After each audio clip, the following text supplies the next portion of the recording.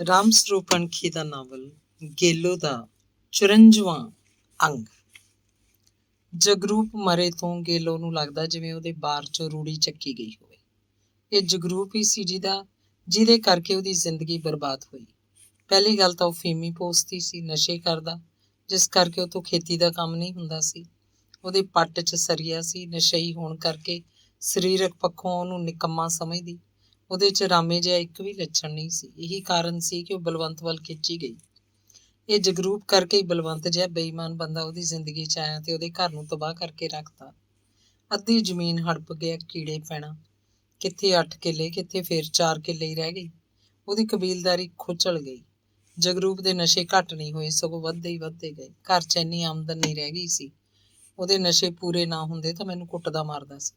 ਘਰ ਦੀ ਵਿਗੜੀ ਹਾਲਤ ਦੇਖ ਕੇ ਸ਼ਿੰਦਰ ਦੀ ਗੱਲ ਮੰਨੀ ਉਹਨੇ ਤੇ ਬਠਿੰਡੇ ਜਾਣ ਲੱਗੀ। ਕਿੱਥੇ ਰਹਿ ਗਈ ਕੋਈ ਆਣ ਇੱਜ਼ਤ ਉਹਦੀ ਖਾਤਰ ਕਦੇ ਉਹਦੇ ਭਰਾ ਬਚਿੱਤਰ ਨੇ ਬੰਦੇ ਦਾ ਕਤਲ ਕਰਤਾ ਸੀ ਤੇ ਉਹ ਜੱਟ ਦੀ ਅਣਖ ਦਾ ਸਵਾਲ ਸੀ।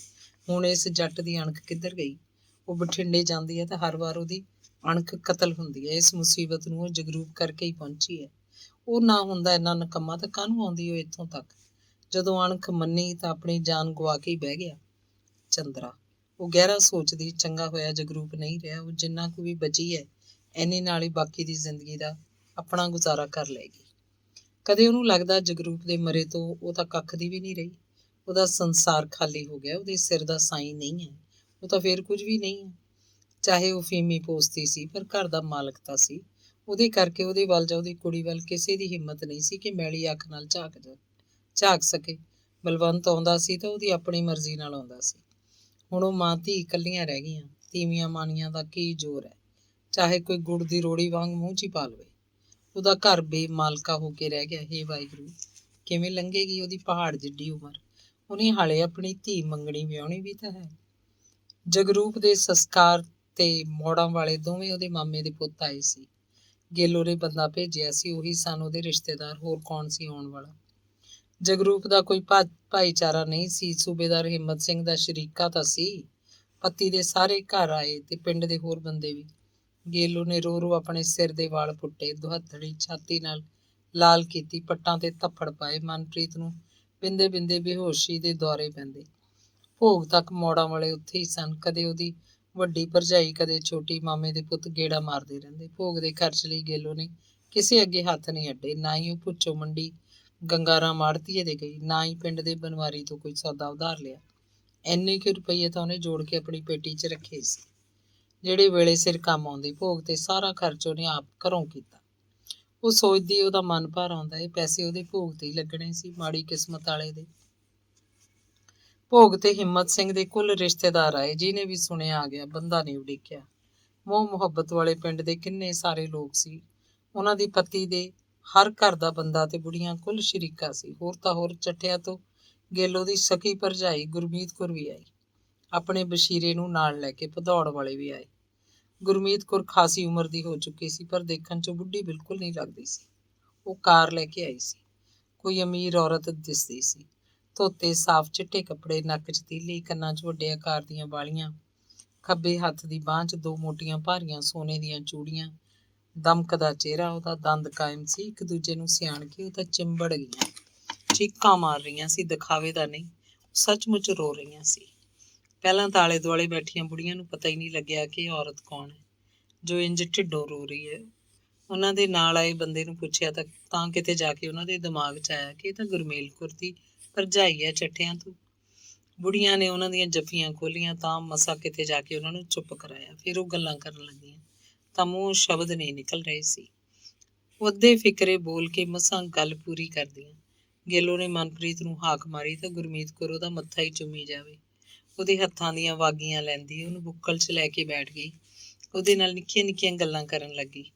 ਭੋਗ ਤੋਂ ਬਾਅਦ ਆਥਣ ਨੂੰ ਸਾਰੇ ਰਿਸ਼ਤੇਦਾਰ ਚਲੇ ਗਏ। ਹਰ ਕੋਈ ਉਹਦਾ ਦਿਲ ਧਰਾ ਕੇ ਜਾਂਦਾ, ਭਾਣਾ ਮੰਨਣ ਦੀ ਨਸੀਹਤ ਕਰਦਾ, ਦਿਲਾਸਾ ਦਿੰਦਾ ਕਿ ਉਹਦੀ ਧੀ ਜਵਾਨ ਹੈ, ਵਿਆਹ ਕੇ ਜਵਾਈ ਨੂੰ ਘਰ ਰੱਖ ਲਈ, ਉਹ ਤੇਰਾ ਪੁੱਤ ਬਣ ਕੇ ਰਹੂ, ਉਹੀ ਤੇਰੀ ਸੇਵਾ ਕਰੂਗਾ। ਸਾਰੇ ਰੰਗ ਭਾਗ ਲੱਗ ਜਾਣਗੇ। ਮੋੜਾਂ ਵਾਲੇ ਵੀ ਤੁਰ ਗਏ। ਕਿੱਦਣ ਦੇ ਉੱਥੇ ਬੈਠੇ ਸੀ। ਮਾਮੇ ਦੀਆਂ ਨੂੰਹਾਂ ਆਖਦੀਆਂ, ਲੈ ਭਾਈ ਗੇਲੋ, ਆਪਦੀ ਸੋਗਮੀ ਰੱਖੀ, ਫਿਕਰ ਨਾ ਕਰੀ ਕਿਸੇ ਗੱਲ ਦਾ। ਡਾਲ ਵੀ ਅਸੀਂ ਗੇੜਾ ਮਾਰਦੇ ਰਹਾਂਗੇ। ਗੁਰਮੇਲ ਕੌਰ ਲਗਾਤਾਰ ਰੋ ਰਹੀ ਸੀ। ਹਰ ਇੱਕ ਨੂੰ ਗਲ ਲੱਗ ਕੇ ਵਿਦਾ ਕਰਦੀ। ਉਹਨੇ ਭਾਬੀ ਗੁਰਮੀਤ ਕੌਰ ਨੂੰ ਨਹੀਂ ਜਾਣਦਾ। ਆਖ ਰਹੀ ਸੀ, ਅੱਜ ਦੀ ਰਾਤ ਨਾ ਜਾ ਭਾਬੀ, ਗੱਲਾਂ ਤਾਂ ਆਪਾਂ ਕੀਤੀਆਂ ਹੀ ਨਹੀਂ। ਗੁਰਮੀਤ ਕੌਰ ਕਹਿੰਦੀ, ਕਾਰ ਵਾਲੇ ਦਾ ਕਿਵੇਂ ਕਰਾਂ, ਇਹਨੇ ਤਾਂ ਅਟਕਣਾ ਨਹੀਂ। ਕਹਿੰਦਾ, ਆਥਣ ਨੂੰ ਜਾ ਕੇ ਨਵੀਂ ਸਵਾਰੀ ਚੱਕਣੀ। ਇਹਨੂੰ ਜਾਣ ਦੇ ਇਹਨੂੰ ਜਿੰਨੇ ਪੈਸੇ ਕੀਤੇ ਨੇ। ਕੱਲ ਨੂੰ ਜਾਇਓ, ਹੁਣ ਇੱਥੋਂ ਮੈਂ ਨਵੀਂ ਕਾਰ ਭੇਜ ਦੂੰਗੀ। ਨਥਾਣੇ 'ਚ ਕਾਰਾਂ ਦਾ ਘਾਟਾ ਨਹੀਂ, ਗੇਲੋ ਆਖ ਰਹੀ ਸੀ। ਨਹੀਂ ਗੇਲੋ, ਮੈਂ ਫੇਰ ਕਦੇ ਆ ਜਾਊਂਗੀ, ਅੱਜ ਮੈਨੂੰ ਜਾਣ ਦੇ। ਘਰ ਸੁਣਨਾ ਹੈ, ਨਾਲੇ ਮੈਂ ਤਾਂ ਜਿੰਦੇ ਕੁੰਡੇ ਲਾ ਕੇ ਆਈ ਹਾਂ 12 ਨੂੰ। ਗੇਲੋ ਕਹਿੰਦੀ, ਭਾਬੀ ਤੇਰੇ ਬਿਨਾਂ ਮੈਂ ਹੋਰ ਕਿਹਦੇ ਨਾਲ ਢਿੱਡ ਹੌਲਾ ਕਰਾਂ। ਤੂੰ ਹੀ ਆ ਇੱਕ, ਤੂੰ ਹੀ ਭੱਜੀ ਜਾਂਦੀ ਹੈ। ਉਹਨੇ ਅੱਖਾਂ ਭਰ ਲਈਆਂ। ਗੁਰਮੀਤ ਕੌਰ ਦਾ ਹੱਥ ਨਹੀਂ ਛੱਡ ਰਹੀ ਸੀ। ਦੂਜਾ ਹੱਥ ਮਨਪ੍ਰੀਤ ਦੇ ਹੱਥ ਸੀ। ਉਹ ਵੀ ਆਖ ਰਹੀ ਸੀ, ਨਹੀਂ ਮਾਮੀ ਜੀ, ਨਹੀਂ ਮਾਮੀ ਜੀ। ਬਸ਼ੀਰਾ ਕਦੋਂ ਦਾ ਦੂਰ ਖੜਾ ਉਹਨਾਂ ਨੂੰ ਦੇਖੀ ਜਾ ਰਿਹਾ ਸੀ। ਆਖਣ ਲੱਗਿਆ, ਭਾਬੀ ਐਂ ਕਰ, ਫਿਰ ਮੈਂ ਵਗ ਜਾਣਾ, ਲੈ ਜਾਣਾ ਕਾਰ ਵਾਲੇ ਨੂੰ, ਤੂੰ ਰਹਿ ਪਿਆ ਇੱਕ ਰਾਤ ਦਾ। ਇੱਕ ਰਾਤ ਦਾ ਕੀ ਆ। ਗੁਰਮੀਤ ਕੌਰ ਬਸ਼ੀਰੇ ਦੀ ਗੱਲ ਸੁਣ ਕੇ ਢਿਆਲੀ ਪਾ ਗਈ। ਆਖਣ ਲੱਗੀ, ਚੰਗਾ ਬਸ਼ੀਰਿਆ, ਫਿਰ ਤੂੰ ਜਾ, ਤੂੰ ਸਾਂਭ ਘਰ ਜਾ ਕੇ। ਤੂੰ ਹੁਣ ਇਹਨੂੰ ਕਾਰ ਵਾਲੇ ਨੂੰ ਪਰਸੋਂ ਤੜਕੇ ਲੈ ਕੇ ਆਈ। ਇੱਕ ਰਾਤ ਦਾ ਕੀ ਹੈ, ਮੈਂ ਹੁਣ 2 ਰਾਤਾਂ ਰਹੂੰਗੀ। ਮਾਂ ਧੀ ਨੇ ਉਹਦੇ ਹੱਥ ਛੱਡਤੇ। ਉਹਨਾਂ ਦੇ ਚਿਹਰਿਆਂ ਤੇ ਫੁੱਲਾਂ ਦਾ ਖੇੜਾ ਸੀ। ਸਿਆਲਾਂ ਦੀਆਂ ਰਾਤਾਂ, ਖਾਸਾ ਦਿਨ ਛਿਪੇ ਤੱਕ ਉਹ ਭਾਂਡਾ ਟੀਂਡਾ ਸਾਂਭਦੀ ਰਹੀ। ਪੱਤੀ ਦੇ ਮੁੰਡਿਆਂ ਨੇ ਟੈਂਟ ਵਾਲਿਆਂ ਨੂੰ ਤੋਰਿਆ, ਹਲਵਾਈ ਦਾ ਹਿਸਾਬ ਕਿਤਾਬ ਕੀਤਾ। ਫਿਰ ਮਨਪ੍ਰੀਤ ਤਾਂ ਛੇਤੀ ਸੌਂ ਗਈ। ਉਹ ਦੋਵੇਂ ਨਣਦ ਭਰਜਾਈ ਅੱਧੀ ਰਾਤ ਤੱਕ ਬੈਠੀਆਂ ਗੱਲਾਂ ਕਰਦੀਆਂ ਰਹੀਆਂ। ਉਹਨਾਂ ਦੀ ਨੀਂਦ ਟਲ ਚੁੱਕੀ ਸੀ। ਅਸਮਾਨ ਸਾਫ਼ ਸੀ, ਤਾਰੇ ਆਪਣੇ ਸਥਾਨ ਬਦਲਦੇ ਜਾ ਰਹੇ ਸੀ। ਉਹ ਪੂਰੇ 17 ਸਾਲਾਂ ਬਾਅਦ ਮੁੜ ਕੇ ਮਿਲੀਆਂ ਸੀ। ਗੇਲੋ ਬਾਰ-ਬਾਰ ਆਖ ਰਹੀ ਸੀ, ਭਾਬੀ ਤੂੰ ਮੇਰੀ ਮਾਂ ਹੈ, ਭਾਬੀ ਨਹੀਂ, ਤੂੰ ਮੇਰੀ ਖੁਸ਼ ਲੱਗਦੀ ਸੀ ਤਾਂ ਹੀ ਆਈ ਹੈ। ਮੈਂ ਤੇਰਾ ਗੁਣ ਨਹੀਂ ਭੁਲਾ ਸਕਦੀ। ਮੈਨੂੰ ਤਾਂ ਮੁੜ ਕੇ ਮਾਪੇ ਮਿਲ ਗਏ। ਮੋੜਾਂ ਵਾਲਿਆਂ ਨੇ ਚਾਹੇ ਕਿੰਨਾ ਕੀਤਾ ਮੇਰਾ, ਪਰ ਉਹ ਮੇਰੇ ਮਾਪੇ ਨਹੀਂ ਬਣ ਸਕਦੇ। ਤੂੰ ਹੀ ਮਾਂ ਪਿਓ ਹੈ ਮੇਰਾ ਤਾਂ। ਗੁਰਮੀਤ ਕੌਰ ਉਹਦਾ ਹੱਥ ਫੜ ਲੈਂਦੀ, ਉਹਦੇ ਸਿਰ ਨੂੰ ਆਪਣੇ ਮੋਢੇ ਨਾਲ ਘੁੱਟ ਕੇ ਪਿਆਰ ਕਰਦੀ। ਆਖਦੀ, ਕੋਈ ਨਹੀਂ ਗੇਲੂ, ਤੂੰ ਭੋਰਾ ਭਰ ਵੀ ਸੰਸਾ ਨਾ ਕਰੀ, ਮੈਂ ਸਭ ਕਰੂੰ ਤੇਰਾ। ਪਿਛਲੀਆਂ ਭੁੱਲ ਜਾ, ਮੈਂ ਤੈਨੂੰ ਮਾਂ ਬਣ ਕੇ ਹੀ ਦਿਖਾਉਂ। ਗੇਲੋ ਦੀਆਂ ਅੱਖਾਂ 'ਚ ਮੁੜ ਕੇ ਪਾਣੀ ਸਿਮਣ ਲੱਗਦਾ। ਪਹਿਲਾਂ ਤਾਂ ਗੇਲੋ ਨੇ ਆਪਣੀ ਵਿਥਿਆ ਸੁਣਾਈ। ਜਦੋਂ ਉਹਨੂੰ ਚੱਠਿਆਂ 'ਚੋਂ ਕੱਢ ਕੇ ਮੌੜੀ ਭੇਜਤਾ ਗਿਆ ਤਾਂ ਮਾਮੇ ਤਰਲੋਚਨ ਨੇ ਆਹ ਸਿਹੇੜ ਮੱਥੇ ਮਾਰੀ ਉਹਦੇ। ਜਗਰੂਪ, ਇਹ ਮੁੰਡਾ ਪਹਿਲੇ ਦਿਨ ਉਹਨੂੰ ਪਸੰਦ ਨਹੀਂ ਸੀ। ਸਰੀਰ ਦਾ ਸਾਬਤ ਨਹੀਂ ਸੀ। ਪੱਟ 'ਚ ਸਰੀਆ ਪਿਆ ਹੋਇਆ ਸੀ। ਭੁੱਕੀ ਫੀਮ ਖਾਂਦਾ ਸੀ, ਸ਼ਰਾਬੀ ਸੀ, ਕੋਈ ਕੰਮ ਨਹੀਂ ਕਰਦਾ ਸੀ। ਕੁੜੀ ਆਹ ਪਤਾ ਨਹੀਂ ਕਦੋਂ ਤੇ ਕਿਵੇਂ ਢਿੱਡ ਪੈ ਗਈ। ਨਹੀਂ ਤਾਂ ਉਹਦੇ 'ਚ ਬੰਦਿਆਂ ਵਾਲੀ ਕੋਈ ਗੱਲ ਹੀ ਨਹੀਂ ਸੀ। ਜਿੰਨਾ ਚਿਰ ਜਿਉਂਦਾ ਰਿਹਾ ਉਹਦਾ ਇਹੀ ਹਾਲ ਰਿਹਾ। ਨਸ਼ਿਆਂ ਨੂੰ ਪੈਸੇ ਨਾ ਦਿੰਦੀ ਤਾਂ ਕੁੱਟਦਾ ਮਾਰਦਾ ਸੀ। ਜ਼ਮੀਨ ਗਹਿਣੇ ਟਿਕਦੀ ਗਈ। ਹੁਣ ਉਹਦੇ ਕੋਲ ਸਿਰਫ 4 ਕਿੱਲੇ ਰਹਿ ਗਏ। 4 ਕਿੱਲੇ ਗਹਿਣੇ ਪਈ ਹੈ। ਅਖੀਰ ਫੀਮ ਘੋਲ ਕੇ ਪੀ ਗਿਆ। ਪਤਾ ਨਹੀਂ ਕਿੰਨੀ ਕੁ ਸੀ। ਤੜਕੇ ਨੂੰ ਮਰਿਆ ਪਿਆ ਦੇਖਿਆ ਉਹਨੇ ਤਾਂ। ਅੱਛਾ ਗੇਲੂ, ਆਹ ਗੱਲ ਆ। ਗੁਰਮੀਤ ਕੌਰ ਪੁੱਜ ਕੇ ਹੈਰਾਨ ਹੋਈ। ਹੋਰ ਭਾਬੀ, ਮੈਂ ਤਾਂ ਨਰਕ ਭੋਗਿਆ ਚੰਦਰੇ ਨਾਲ। ਮੈਨੂੰ ਤਾਂ ਉੱਥੇ ਖਬਰਾਂ ਪਹੁੰਚਦੀਆਂ ਰਹੀਆਂ ਵੀ ਕੁੜੀ ਮੌਜਾਂ ਕਰਦੀ ਹੈ, ਬੁੜਾ ਸੂਬੇਦਾਰੀ ਪੈਨਸ਼ਨ ਹੈ, ਮੁੰਡਾ ਸੋਹਣਾ ਸੁਨੱਖਾ ਹੈ, ਥੋੜਾ ਘਣਾ ਪੜ੍ਹਿਆ ਲਿਖਿਆ ਵੀ ਹੈ, ਖੇਤੀ ਦਾ ਕੰਮ ਕਰਦਾ, 8 ਕਿੱਲੇ ਜ਼ਮੀਨ ਹੈ, ਸੱਸ ਚੰਗੀ ਹੈ। ਐਵੇਂ ਮੋੜਾਂ ਵਾਲੇ ਆਪਦੀਆਂ ਵਡਿਆਈਆਂ ਮਾਰਦੇ ਹੋਣਗੇ। ਮੈਂ ਤਾਂ ਦੱਸਤੀ ਤੈਨੂੰ ਭਾਬੀ, ਜਿਹੜੀ ਬੀਤਦੀ ਰਹੀ ਹੈ ਮੇਰੇ ਨਾਲ। ਗੇਲੂ ਨੇ ਇਹ ਨਹੀਂ ਦੱਸਿਆ ਕਿ ਉਹਦੀ ਜ਼ਿੰਦਗੀ 'ਚ ਕਦੇ ਬਲਵੰਤ ਨਾਂ ਦਾ ਬੰਦਾ ਵੀ ਆਇਆ ਸੀ। ਉਸੇ ਨੇ ਫੇਰ ਦਿਨ ਕਟਾਏ ਉਹਦੇ। ਇਹ ਜ਼ਰੂਰ ਦੱਸਿਆ ਕਿ ਇੱਥੇ ਬਲਵੰਤ ਹੈ ਇੱਕ। ਇਕੱਠੇ ਸ਼ਰਾਬ ਪੀਂਦੇ ਹੁੰਦੇ ਸੀ। ਉਹਨੇ ਇਹਨੂੰ ਹੱਥ 'ਚ ਚੜਾਇਆ ਹੋਇਆ ਸੀ, ਪੈਸੇ ਦਿੰਦਾ ਰਹਿੰਦਾ। ਉਹੀ ਫਿਰ ਜ਼ਮੀਨ ਲੈਂਦਾ ਰਿਹਾ ਇਹਦੀ, ਤੇ ਇਹ ਉਹਨਾਂ ਦੀ ਜ਼ਮੀਨ ਹਿੱਸੇ ਤੇ ਲੈ ਕੇ ਵਾਹੁੰਦਾ ਰਿਹਾ, ਬੀਜਦਾ ਸੀ। ਕਹਿ ਰਹੀ ਸੀ, ਬੜਾ ਕਮੀਨਾ ਜੱਟ ਹੈ ਭਾਬੀ, ਮੈਂ ਤਾਂ ਜ਼ਮੀਨ ਬਦਲਤੀ ਫਿਰ। ਹੁਣ ਨੱਥਾ ਸਿੰਘ ਕੋਲ ਹੈ, ਉਹ ਚੰਗੇ ਬੰਦੇ ਨੇ। ਜ਼ਮੀਨ ਤੁਹਾਡੀ ਸਾਰੀ ਇੱਕੋ ਥਾਂ ਹੈ, ਪਾਣੀ ਦਾ ਕਿਵੇਂ ਕਰਦੇ ਹੋ? ਗੁਰਮੀਤ ਕੌਰ ਨੇ ਪੁੱਛਿਆ। ਹਾਂ ਭਾਬੀ, ਇੱਕੋ ਟੱਕ ਹੈ, ਨਹਿਰੀ ਪਾਣੀ ਹੈ। ਸਾਡੇ ਮੋਟਰ ਵੀ ਹੈ। ਗੇਲੋ ਨੇ ਜਿਵੇਂ ਵਡਿਆਈ ਮਾਰੀ ਹੋਵੇ। ਗੇਲੋ ਨੇ ਬਿਲਕੁਲ ਹੀ ਭਿਣਕ ਨਹੀਂ ਲੱਗਣ ਦਿੱਤੀ। ਉਹ ਬਠਿੰਡੇ ਜਾਂਦੀ। ਹੁਣ ਫਿਰ 4 ਕਿੱਲਿਆਂ ਨਾਲ ਹੀ ਸਰੀ ਜਾਂਦਾ। ਹੋਰ ਭਾਬੀ, ਔਖੀ ਸੌਖੀ ਸਾਰੀ ਜਾਂਦੀ ਆ। ਦੁੱਧ ਦਾ ਕਿਵੇਂ ਕਰਦੀ? ਮੈਂ ਸੀਗੀ ਆ ਪਿੱਛੇ ਜਿਹੀ ਵੇਚੀ ਆ, ਨਵੀਂ ਲਊਂਗੀ ਕੋਈ ਸੱਜਰ ਸੂਈ। ਇਹ ਵੀ ਉਹਦੀ ਵਧਾ ਚੜਾ ਕੇ ਕੀਤੀ ਗੱਲ ਸੀ। ਗੇਲੋ ਨੇ ਇੱਕ ਵਾਰ ਤਿੱਖੀ ਜਿਹੀ ਚਾਹ ਬਣਾਈ। ਚਾਹ ਪੀਂਦਿਆਂ ਗੁਰਮੀਤ ਕੌਰ ਨੇ ਆਪਣੀ ਕਹਾਣੀ ਛੇੜ ਲਈ। ਇੰਨਾ ਤਾਂ ਗੇਲੋ ਨੂੰ ਪਤਾ ਹੀ ਸੀ ਕਿ ਬਚਿੱਤਰ ਨੂੰ ਉਮਰ ਕੈਦ ਹੋ ਗਈ ਸੀ ਤੇ ਉਹ ਸੰਗਰੂਰ ਜੇਲ੍ਹ 'ਚ ਹੀ ਰਿਹਾ। ਇਹ ਗੱਲਾਂ ਮੋੜਾਂ ਤੋਂ ਉਹਦੇ ਕੋਲ ਪਹੁੰਚਦੀਆਂ ਰਹੀਆਂ। ਉਹਨੂੰ ਇਹ ਵੀ ਪਤਾ ਸੀ ਕਿ ਹੁਣ ਉਸ ਸੰਸਾਰ 'ਚ ਨਹੀਂ ਹੈ। ਹੋਰ ਗੱਲਾਂ ਦਾ ਪਤਾ ਨਹੀਂ ਸੀ। ਗੁਰਮੀਤ ਕੌਰ ਗੇਲੋ ਨੂੰ ਕਹਿਣ ਲੱਗੀ, ਦੇਖ ਗੇਲੋ, ਹੈ ਤਾਂ ਤੂੰ ਮੇਰੀ ਧੀਆਂ ਵਰਗੀ, ਛੋਟੀ ਭੈਣ ਸਮਝ ਲੈ ਜਾਂ, ਪਰ ਮੈਂ ਤੈਨੂੰ ਸੱਚੋ ਸੱਚ ਦੱਸਦੀ ਹਾਂ, ਸੀ ਤਾਂ ਉਹ ਤੇਰਾ ਭਰਾ, ਪਰ ਤੇਰਾ ਮਾਂ ਜਾਇਆ ਸੀ, ਪਰ ਮੇਰਾ ਆਦਮੀ ਸੀ। ਉਹਦਾ ਸੁਭਾਅ ਜੇਲ੍ਹ ਜਾ ਕੇ ਬਹੁਤ ਬਦਲ ਗਿਆ। ਮੁਲਾਕਾਤ ਨੂੰ ਜਾਵਾਂ, ਵੱਡੂ ਖਾਊਂ ਕਰਿਆ ਕਰੇ, ਗਾਲਾਂ ਦੇਵੇ ਮੈਨੂੰ। ਉਹਦਾ ਤਾਂ ਜੇਲ੍ਹ 'ਚ ਹੀ ਦਿਮਾਗ ਹਿੱਲ ਗਿਆ ਸੀ ਭਾਈ। ਇਹ ਕੀ ਭਾਬੀ? ਪਤਾ ਨਹੀਂ ਕੀ ਫਰਕ ਪੈ ਗਿਆ ਉਹਦੇ ਦਿਮਾਗ 'ਚ। ਉੱਥੇ ਕੈਦੀਆਂ ਨਾਲ ਉਹਦਾ ਚੰਗਾ ਸਲੂਕ ਨਹੀਂ ਸੀ। ਆਹੀ ਗੱਲ ਸੀ ਕਿ ਉਹਨੂੰ ਪਿੰਡ ਆਉਣ ਦੀ ਕਦੇ ਵੀ ਛੁੱਟੀ ਨਾ ਮਿਲੀ, ਕਾਰੂ ਮਰੇ ਤੋਂ ਨਾ ਮਿਲੀ। ਤੁਹਾਡਾ ਪਿਓ ਨਹੀਂ ਰਿਹਾ ਤਾਂ ਵੀ ਨਹੀਂ ਉਹ ਆਇਆ। ਕਾਰੂ ਦਾ ਨਾਂ ਲਏ ਤਾਂ ਗੁਰਮੀਤ ਕੌਰ ਦਾ ਚਿਹਰਾ ਬਹੁਤ ਉਦਾਸ ਹੋ ਗਿਆ, ਅੱਖਾਂ 'ਚ ਪਾਣੀ ਡਲਕਣ ਲੱਗ ਪਿਆ। ਗੇਲੋ ਚੁੱਪ ਦੇ ਚੁੱਪ ਰਹਿ ਗਈ। ਉਹਨੂੰ ਬਾਪੂ ਦਾ ਵੀ ਉਨਾ ਹੀ ਦੁੱਖ ਸੀ। ਦੋਵਾਂ ਨੇ ਸੁੱਕੇ ਤੁੱਕ ਅੰਦਰ ਲੰਘਾਏ। ਗੁਰਮੀਤ ਕੌਰ ਫੇਰ ਬੋਲਣ ਲੱਗ ਪਈ। ਜੇ ਉਹਦਾ ਸੁਭਾਅ ਠੀਕ ਰਹਿੰਦਾ ਤਾਂ ਉਹਨੂੰ ਛੁੱਟੀ ਮਿਲਦੀ ਰਹਿੰਦੀ। ਹੋਰ ਕਦੀ ਤਾਂ 6 ਮਹੀਨਿਆਂ ਪਿੱਛੋਂ ਘਰਦਿਆਂ ਨੂੰ ਮਿਲ ਜਾਂਦੇ ਨੇ। ਬਸ ਭਾਈ ਮੈਨੂੰ ਤਾਂ ਇਉਂ ਹੋ ਗਿਆ ਜਿਵੇਂ ਬੰਦਾ ਕਦੇ ਦੇਖਿਆ ਹੀ ਨਾ ਹੋਵੇ। ਕੀ ਮਤਲਬ ਭਾਬੀ? ਜਿਵੇਂ ਰੰਡੀ ਤੀਵੀਂ ਹੋਵੇ ਕੋਈ, ਸਮਝੀ ਨਹੀਂ ਤੂੰ? ਹਾਂ ਠੀਕ ਹੈ। ਗੇਲੋ ਨੇ ਅੱਖਾਂ ਬੰਦ ਕਰਕੇ ਸਿਰ ਝੁਕਾਇਆ। ਫਿਰ ਭਾਈਆ ਬਸ਼ੀਰਾ ਤੇਰੇ ਮੂਹਰੇ ਕੀ ਸੰਗ ਹੈ? ਇਹਦੇ ਕਰਕੇ ਜਿਉਂਦਿਆਂ 'ਚ ਹੋ ਗਈ ਮੈਂ ਤਾਂ। ਗੇਲੋ ਦੀਆਂ ਅੱਖਾਂ ਹੋਰ ਚੌੜੀਆਂ ਹੋ ਗਈਆਂ, ਜਿਵੇਂ ਉਹਦਾ ਸਿਰ ਘੁੰਮ ਗਿਆ ਹੋਵੇ। ਉਹਨੂੰ ਵਿਸ਼ਵਾਸ ਨਹੀਂ ਆ ਰਿਹਾ ਸੀ ਭਾਬੀ ਨੇ ਇਹ ਗੱਲ ਆਖ ਕਿਵੇਂ ਦਿੱਤੀ। ਇਹ ਤੇਲੀਆਂ ਦਾ ਮੁੰਡਾ, ਆਪਣੇ ਪਿੰਡ ਦਾ ਹੀ ਹੈ। ਪਹਿਲਾਂ ਨੌਕਰ ਸੀ ਆਪਣੇ, ਮੈਂ ਸਾਂਭਦਾ ਹੁੰਦਾ, ਹੁਣ ਦੇਖ ਲੈ ਬਸ ਐ ਸਮਝ ਇਹੀ ਹੈ ਸਭ ਕੁਝ ਮੇਰਾ। ਇਹ ਤਾਂ ਭਾਬੀ ਤੈਥੋਂ ਖਾਸਾ ਛੋਟਾ ਲੱਗਦਾ। ਉਮਰਾਂ ਨੂੰ ਕੀ ਹੈ ਇਸ ਕੰਮ 'ਚ? ਨਾ ਧਰਮ ਹੈ ਕੋਈ, ਨਾ ਜਾਤ ਪਾਤ। ਬੰਦਾ ਬਸ ਬੰਦਾ ਹੁੰਦਾ, ਕੋਈ ਹੋਵੇ। ਗੁਰਮੀਤ ਕੌਰ ਕਿਸੇ ਸੰਤ ਮਹਾਤਮਾ ਵਾਂਗੂ ਉਪਦੇਸ਼ ਦੇ ਰਹੀ ਹੋਵੇ। ਵੀਰ ਦੀ ਮੌਤ ਕਿਵੇਂ ਹੋਈ ਭਾਬੀ? ਗੇਲੋ ਜਾਣਨਾ ਚਾਹੁੰਦੀ ਸੀ। ਜਦੋਂ ਜੇਲ੍ਹ 'ਚੋਂ ਛੁੱਟ ਕੇ ਆਇਆ ਨਾ, ਚੰਗਾ ਭਲਾ ਸੀ, ਉਹਦਾ ਸੁਭਾਅ ਵੀ ਠੀਕ ਹੋ ਗਿਆ, ਲੱਗਦਾ ਸੀ ਜਿਵੇਂ ਸੁਧਰ ਗਿਆ ਹੋਵੇ। ਪਰ ਮੇਰੀ ਕਿਸਮਤ? ਕਿਵੇਂ ਭਾਬੀ? ਅਗਲੇ ਦਿਨ ਤੜਕੇ ਉਹਨੇ ਸਾਨੂੰ ਇੱਕ ਮੰਜੇ ਤੇ ਦੇਖ ਲਿਆ। ਬਸ ਉੱਥੋਂ ਹੀ ਵਿਗੜ ਗਿਆ ਉਹਦਾ ਦਿਮਾਗ। ਫੇਰ ਨਹੀਂ ਠੀਕ ਹੋਇਆ ਉਹ।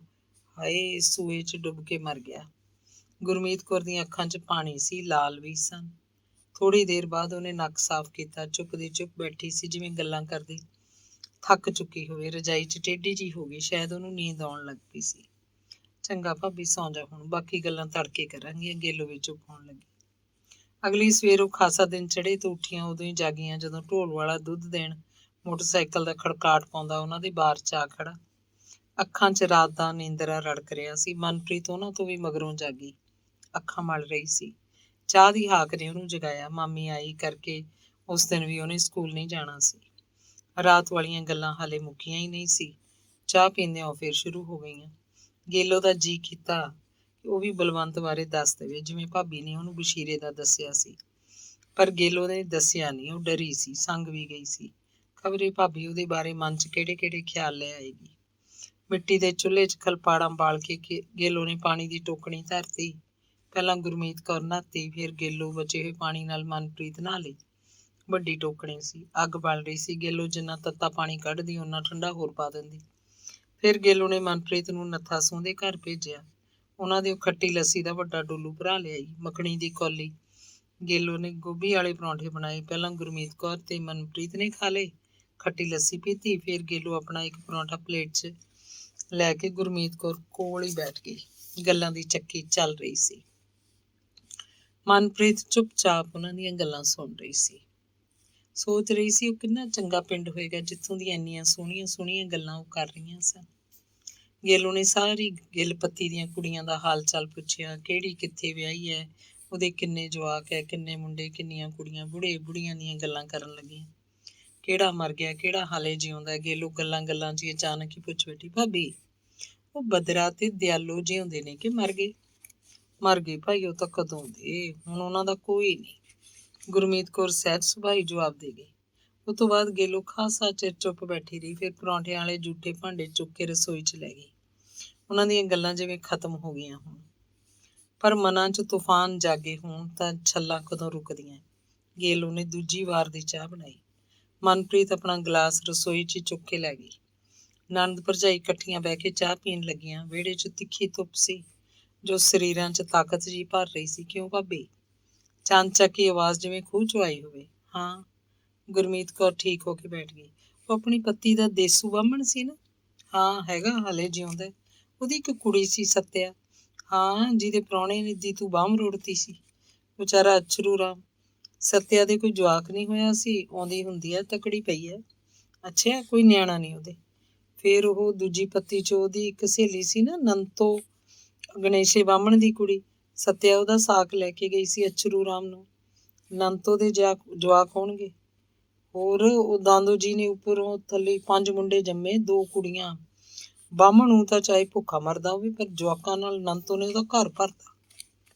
ਉਹ ਦੋਵੇਂ ਹੱਸਣ ਲੱਗੀਆਂ ਤੇ ਹੱਸੀ ਗਈਆਂ। ਇੱਕ ਵਕਤ ਨੰਦ ਭਰਜਾਈ ਨੂੰ ਉਹਨਾਂ ਦੇ ਟੱਬਰਾਂ ਨੇ ਦੇ ਮਰੇ ਬੰਦੇ ਯਾਦ ਨਹੀਂ ਸੀ। ਨਹੀਂ ਭਾਬੀ, ਉਹ ਕਿੰਨੇ ਚੰਗੇ ਦਿਨ ਸੀ ਜਦੋਂ ਆਪਾਂ ਬੈਠਕ 'ਚ ਦਰੀ ਬੁਣਦੀਆਂ ਹੁੰਦੀਆਂ, ਗਾਉਂਦੀਆਂ ਪੂਣੀਆਂ ਮੈਂ।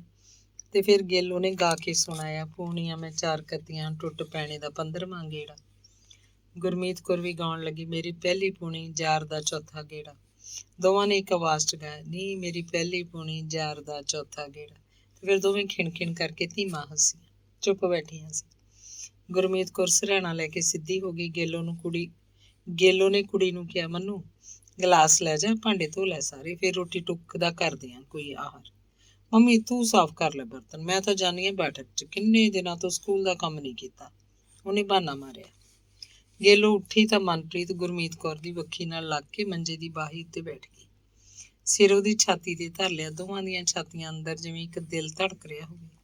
ਮਾਮੀ ਜੀ, ਹਾਂ ਪੁੱਤ, ਮੈਂ ਤੇਰੇ ਕੋਲ ਰਹੂੰਗੀ, ਤੂੰ ਕਿੰਨੀ ਚੰਗੀ ਹੈ। ਕਿਉਂ, ਤੇਰੀ ਮਾਂ ਨਹੀਂ ਚੰਗੀ?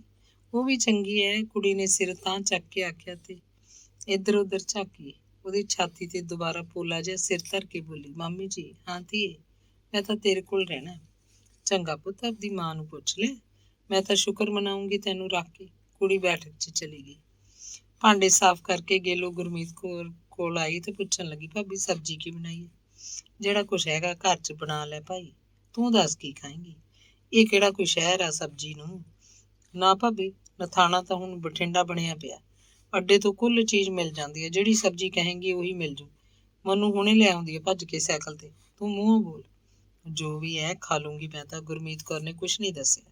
ਤੇ ਫਿਰ ਗੇਲੋ ਨੇ ਗਲੀ 'ਚ ਹੋਕਾ ਦਿੰਦੇ ਜਾਂਦੇ ਰੇਹੜੀ ਵਾਲੇ ਨੂੰ ਬੋਲ ਮਾਰਿਆ, ਵੇ ਭਾਈ, ਉਹ ਤੋਂ 2.5 ਕਿਲੋ ਆਲੂ ਖਰੀਦੇ, ਅੱਧਾ ਕਿਲੋ ਮਟਰ ਤੇ ਗਾਜਰਾਂ। ਤੇ ਉਹ ਰਸੋਈ ਚਾਲੂ ਰੱਖਣ ਗਈ ਤਾਂ ਮਨਪ੍ਰੀਤ ਉਹਦੇ ਮਗਰ ਆਖ ਰਹੀ ਸੀ, ਮੰਮੀ ਮੈਂ ਮਾਮੀ ਜੀ ਨਾਲ ਜਾਣਾ, ਮੈਂ ਕਰ ਲਈ ਗੱਲ ਮਾਮੀ ਜੀ ਨਾਲ। ਕੁੜੇ ਕਿੰਨੇ ਦਿਨ ਹੋ ਗਏ ਤੈਨੂੰ ਸਕੂਲ ਗਈ ਨੂੰ? 10ਵੀਂ ਦੀ ਪੜ੍ਹਾਈ ਹੈ, ਕਿਤੇ ਨਾ ਕੱਟਿਆ ਜਾਏ ਤੇਰਾ। ਕੀ ਕਰੇਂਗੀ ਚੱਟੀ ਜਾ ਕੇ? ਨਹੀਂ ਮੰਮੀ, ਮੈਂ ਜਾਊਂਗੀ, 2 ਕੁ ਦਿਨ ਰਹੂੰਗੀ, ਫਿਰ ਤੂੰ ਲੈ ਆਈ ਮੈਨੂੰ ਜਾ ਕੇ। ਤੂੰ ਵੀ ਜਾ ਆਏਂਗੀ ਆਪਦੇ ਪਿੰਡ। ਸਕੂਲ ਦਾ ਫਿਰ ਕੀ ਕਰੇਂਗੀ? 10ਵੀਂ ਦੀ ਪੜ੍ਹਾਈ ਹੈ। 1 ਹਫ਼ਤੇ ਦੀ ਪਹਿਲਾਂ ਅਰਜੀ ਭੇਜੀ ਸੀ, 4 ਦਿਨਾਂ ਦੀ ਹੋਰ ਭੇਜ ਦਿੰਨੀ ਆ, ਠੀਕ ਆ? ਦੇਖ ਲੈ ਮੈਨੂੰ, ਬਸ ਠੀਕ ਹੈ। ਉਹ ਲਾਚੜ ਕੇ ਭੱਜ ਗਈ। ਮਟਰ ਗਾਜਰਾਂ ਥੋੜੇ ਜਿਹੇ ਆਲੂ ਲੈ ਕੇ ਗੇਲੋ ਗੁਰਮੀਤ ਕੌਰ ਕੋਲ ਆ ਬੈਠੀ। ਮਟਰ ਕੱਢਣ ਲੱਗੀ। ਗੁਰਮੀਤ ਕੌਰ ਵੀ ਉਹਦੇ ਨਾਲ ਮਟਰ ਕਢਵਾ ਰਹੀ ਸੀ। ਭਾਬੀ ਮੈਨੂੰ ਰਿਹਾੜ ਜਿਹਾ ਕਰੀ ਜਾਂਦੀ ਹੈ, ਕਹਿੰਦੀ ਮਾਮੀ ਨਾਲ ਜਾਣਾ। ਠੀਕ ਹੈ, ਫਿਰ ਲੈ ਜਾਂਦੀ ਹਾਂ ਮੈਂ ਇਹਨੂੰ, ਉੱਥੇ ਕਿਹੜਾ ਸਕੂਲ ਨਹੀਂ, ਉੱਥੇ ਪੜ੍ਹੀ ਜਾਊ। ਫਿਰ ਪੁੱਛਿਆ, ਕਿਹੜੀ ਜਮਾਤ 'ਚ ਹੈ? ਨਹੀਂ ਇਹ ਗੱਲ ਨਹੀਂ ਭਾਬੀ, ਪੜ੍ਹਦੀ ਤਾਂ 10ਵੀਂ 'ਚ ਹੈ, ਹੁਣ 2 ਦਿਨ ਰਹਿ ਉਹ ਤੇਰੇ ਕੋਲ। ਨਾ ਭਾਈ, ਤੂੰ ਹੀ ਛੱਡ ਦੇ ਇਹਨੂੰ ਮੇਰੇ ਕੋਲ, ਮੇਰਾ ਕਿਹੜਾ ਹੈਗਾ ਗਾਹਾਂ ਕੁਛ। ਮੈਂ ਹੀ ਇਹਨੂੰ ਪੜ੍ਹਾਊਂ, ਮੈਂ ਹੀ ਇਹਨੂੰ ਮੰਗੂ, ਮੈਂ ਹੀ ਵਿਆਹੂੰ। ਹੋਰ ਦੱਸ, ਤੂੰ ਜਿਵੇਂ ਚਾਹੁੰਦੀ ਆ ਭਾਬੀ, ਠੀਕ ਹੈ, ਲੈ ਜਾਈਂ ਤੂੰ ਇਹਨੂੰ, ਮੈਂ ਤੇਰਾ ਸਹਾਨ ਮੰਨੂਗੀ ਸਾਰੀ ਉਮਰ, ਪਰ 10ਵੀਂ ਕਰਨੀ ਹੈ ਇਹਨੇ, ਬਸ, ਹੋਰ ਨਹੀਂ। ਪੱਕੇ ਇਮਤਿਹਾਨਾਂ 'ਚ 2 ਮਹੀਨੇ ਰਹਿ ਗਏ, ਆਏ ਲੈ, ਫਿਰ ਤੇਰੇ ਕੋਲ ਛੱਡ ਆਊਂਗੀ। ਹੁਣ ਤਾਂ 2 ਦਿਨਾਂ ਵਾਸਤੇ ਜਾਣ ਨੂੰ ਕਹਿੰਦੀ ਹੈ। ਚੱਲੇ ਆਉਂ ਵੀ ਠੀਕ ਹੈ, ਤੜਕੇ ਤੋਰ ਦੇ ਮੇਰੇ ਨਾਲ ਇਹਨੂੰ, ਤੇ ਤੂੰ ਆ ਜਾਈਂ, ਲੈ ਆਈ ਇਹਨੂੰ, ਨਾਲੇ ਮਿਲ ਕੇ ਲਾਏਂਗੀ। ਇੰਨੇ ਸਾਲ ਹੋ ਗਏ, ਫਿਰ ਵੀ ਜੰਮਣ ਭੋਏ ਆ ਤੇਰੀ। ਚੰਗਾ ਭਾਬੀ। ਉਹ ਮਟਰ ਛਿੱਲ ਚੁੱਕੀਆਂ ਸੀ। ਫਿਰ ਗੇਲੋ ਨੇ ਗਾਜਰਾਂ ਵੀ ਚੀਰ ਲਈਆਂ। ਆਲੂ ਕੱਟਦੀ ਪੁੱਛਣ ਲੱਗੀ, ਭਾਬੀ ਜਿਹੜਾ ਬਸ਼ੀਰਾ ਹੈ ਇਹ ਕਿਵੇਂ? ਮਤਲਬ ਤੇਰਾ ਇਹ ਚੰਗਾ ਬੰਦਾ ਹੈ? ਮੈਂ ਤੇਰੀ ਗੱਲ ਨਹੀਂ ਸਮਝੀ। ਬਈ ਮੈਨੂੰ ਤੇਰੇ ਨਾਲ ਜਾਂਦੀ ਹੈ? ਅੱਛਾ, ਮੈਂ ਹੁਣ ਸਮਝੀ ਆ। ਨਾ, ਇਹ ਤਾਂ ਵਿਚਾਰਾ ਬਾਹਲਾ ਭਲਾ ਮਾਨਸ ਹੈ, ਮੇਰੇ ਨਾਲ ਹੈਗਾ ਜਿਹੜਾ ਹੈਗਾ, ਤੈਨੂੰ ਦੱਸਤਾ ਸੀ ਮੈਂ। ਮਜਾਲ ਹੈ ਕਿਸੇ ਕੁੜੀ ਕਤਰੀ ਕੰਨੀ ਅੱਖ ਭਰ ਕੇ ਝਾਕਦਾ ਹੋਵੇ। ਇਉਂ ਨਿਸ਼ਾ ਇਹਦੀ, ਮੈਂ ਜਾਣਦੀ ਹਾਂ, ਇੰਨੇ ਸਾਲ ਹੋ ਗਏ। ਤਾਂ ਚੰਗਾ ਭਾਬੀ, ਨਾ ਤੂੰ ਭੋਰਾ ਵੀ ਫਿਕਰ ਨਾ ਕਰੀਏ ਇਸ ਗੱਲ ਦਾ, ਜਦੋਂ ਮੈਂ ਹੈਗੀ ਆ ਮੇਰੀ ਕੁਛ ਲੱਗਦੀ ਨਹੀਂ ਇਹ। ਡਰਦੀ ਆ ਭਾਬੀ, ਉੱਤੋਂ ਜ਼ਮਾਨਾ ਦੇਖ। ਮੈਂ ਕਿਹਾ ਆਖਤਾ ਤੈਨੂੰ। ਅੰਗ 55। ਅਗਲੇ ਦਿਨ ਸਦਿਆਂ ਹੀ ਬਸ਼ੀਰਾ ਉਹੀ ਕਾਰ ਲੈ ਕੇ ਆ ਗਿਆ। ਉਹ ਤਿਆਰ ਹੋਈਆਂ ਬੈਠੀਆਂ ਸੀ, ਉਸੇ ਨੂੰ ਉਡੀਕ ਰਹੀਆਂ ਸੀ। ਡਰਾਈਵਰ ਤੇ ਬਸ਼ੀਰੇ ਨੇ ਪਹਿਲਾਂ ਚਾਹ ਪੀਤੀ, ਫਿਰ ਕੁਝ ਦੇਰ ਬਾਅਦ ਲੱਸੀ ਨਾਲ ਪਰੌਂਠੇ ਖਾ ਲਏ। ਗੇਲੋ ਪਹਿਲਾਂ ਹੀ ਪਰਾਂਠੇ ਪਕਾ ਕੇ ਰੱਖੀ ਬੈਠੀ ਸੀ। ਬਸ਼ੀਰਾ ਮੂਹਰੇ ਡਰਾਈਵਰ ਨਾਲ ਬੈਠ ਗਿਆ। ਉਹ ਦੋਵੇਂ ਮਗਰ ਹੋ ਗਈਆਂ। ਜਦੋਂ ਕਾਰ ਤੁਰੀ, ਉਹ ਜਿਵੇਂ ਉਸੇ ਵੇਲੇ ਤੋਂ ਚੱਟੀ ਜਾਣ ਦੀ ਤਿਆਰੀ ਕਰਨ ਲੱਗ ਪਈ ਹੋਵੇ। ਟਰੰਕ ਵਿੱਚੋਂ ਉਹਨੇ ਆਪਣੇ 2 ਨਵੇਂ ਸੂਟ ਕੱਢ ਕੇ ਦੇਖੇ, ਉਹਨਾਂ ਨਾਲ ਮੇਚ ਖਾਂਦੀਆਂ ਚੁੰਨੀਆਂ ਵੀ। ਇਹ ਸੂਟ ਉਹਨੇ ਪਿਛਲੇ ਮਹੀਨੇ ਹੀ ਨਵੇਂ ਸਿਲਵਾਏ ਸੀ। ਉਦੋਂ ਜਗਰੂਪ ਹਾਲੇ ਜਿਉਂਦਾ ਸੀ। ਸੂਟ ਉਹਨੇ ਜਗਰੂਪ ਨੂੰ ਵੀ ਦਿਖਾਏ ਸੀ। ਉਹਨੂੰ ਯਾਦ ਸੀ, ਉਹਨੇ ਬੜੀ ਬੇਧਿਆਨੀ ਨਾਲ ਆਖਿਆ ਸੀ, ਚੰਗੇ ਨੇ।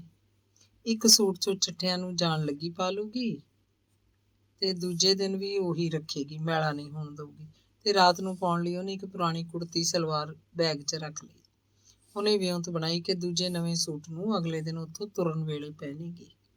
2 ਰਾਤਾਂ ਤਾਂ ਕੱਟਣੀਆਂ ਨੇ ਸਾਰੀਆਂ, ਹੋਰ ਕੀ। 2 ਦਿਨਾਂ 'ਚ ਉਹ ਸਭ ਦੇ ਘਰੇ ਹੋ ਆਏਗੀ, ਭਾਬੀ ਨਾਲ ਹੋਰ ਦੁੱਖ ਸੁੱਖ ਕਰ ਲਊਗੀ।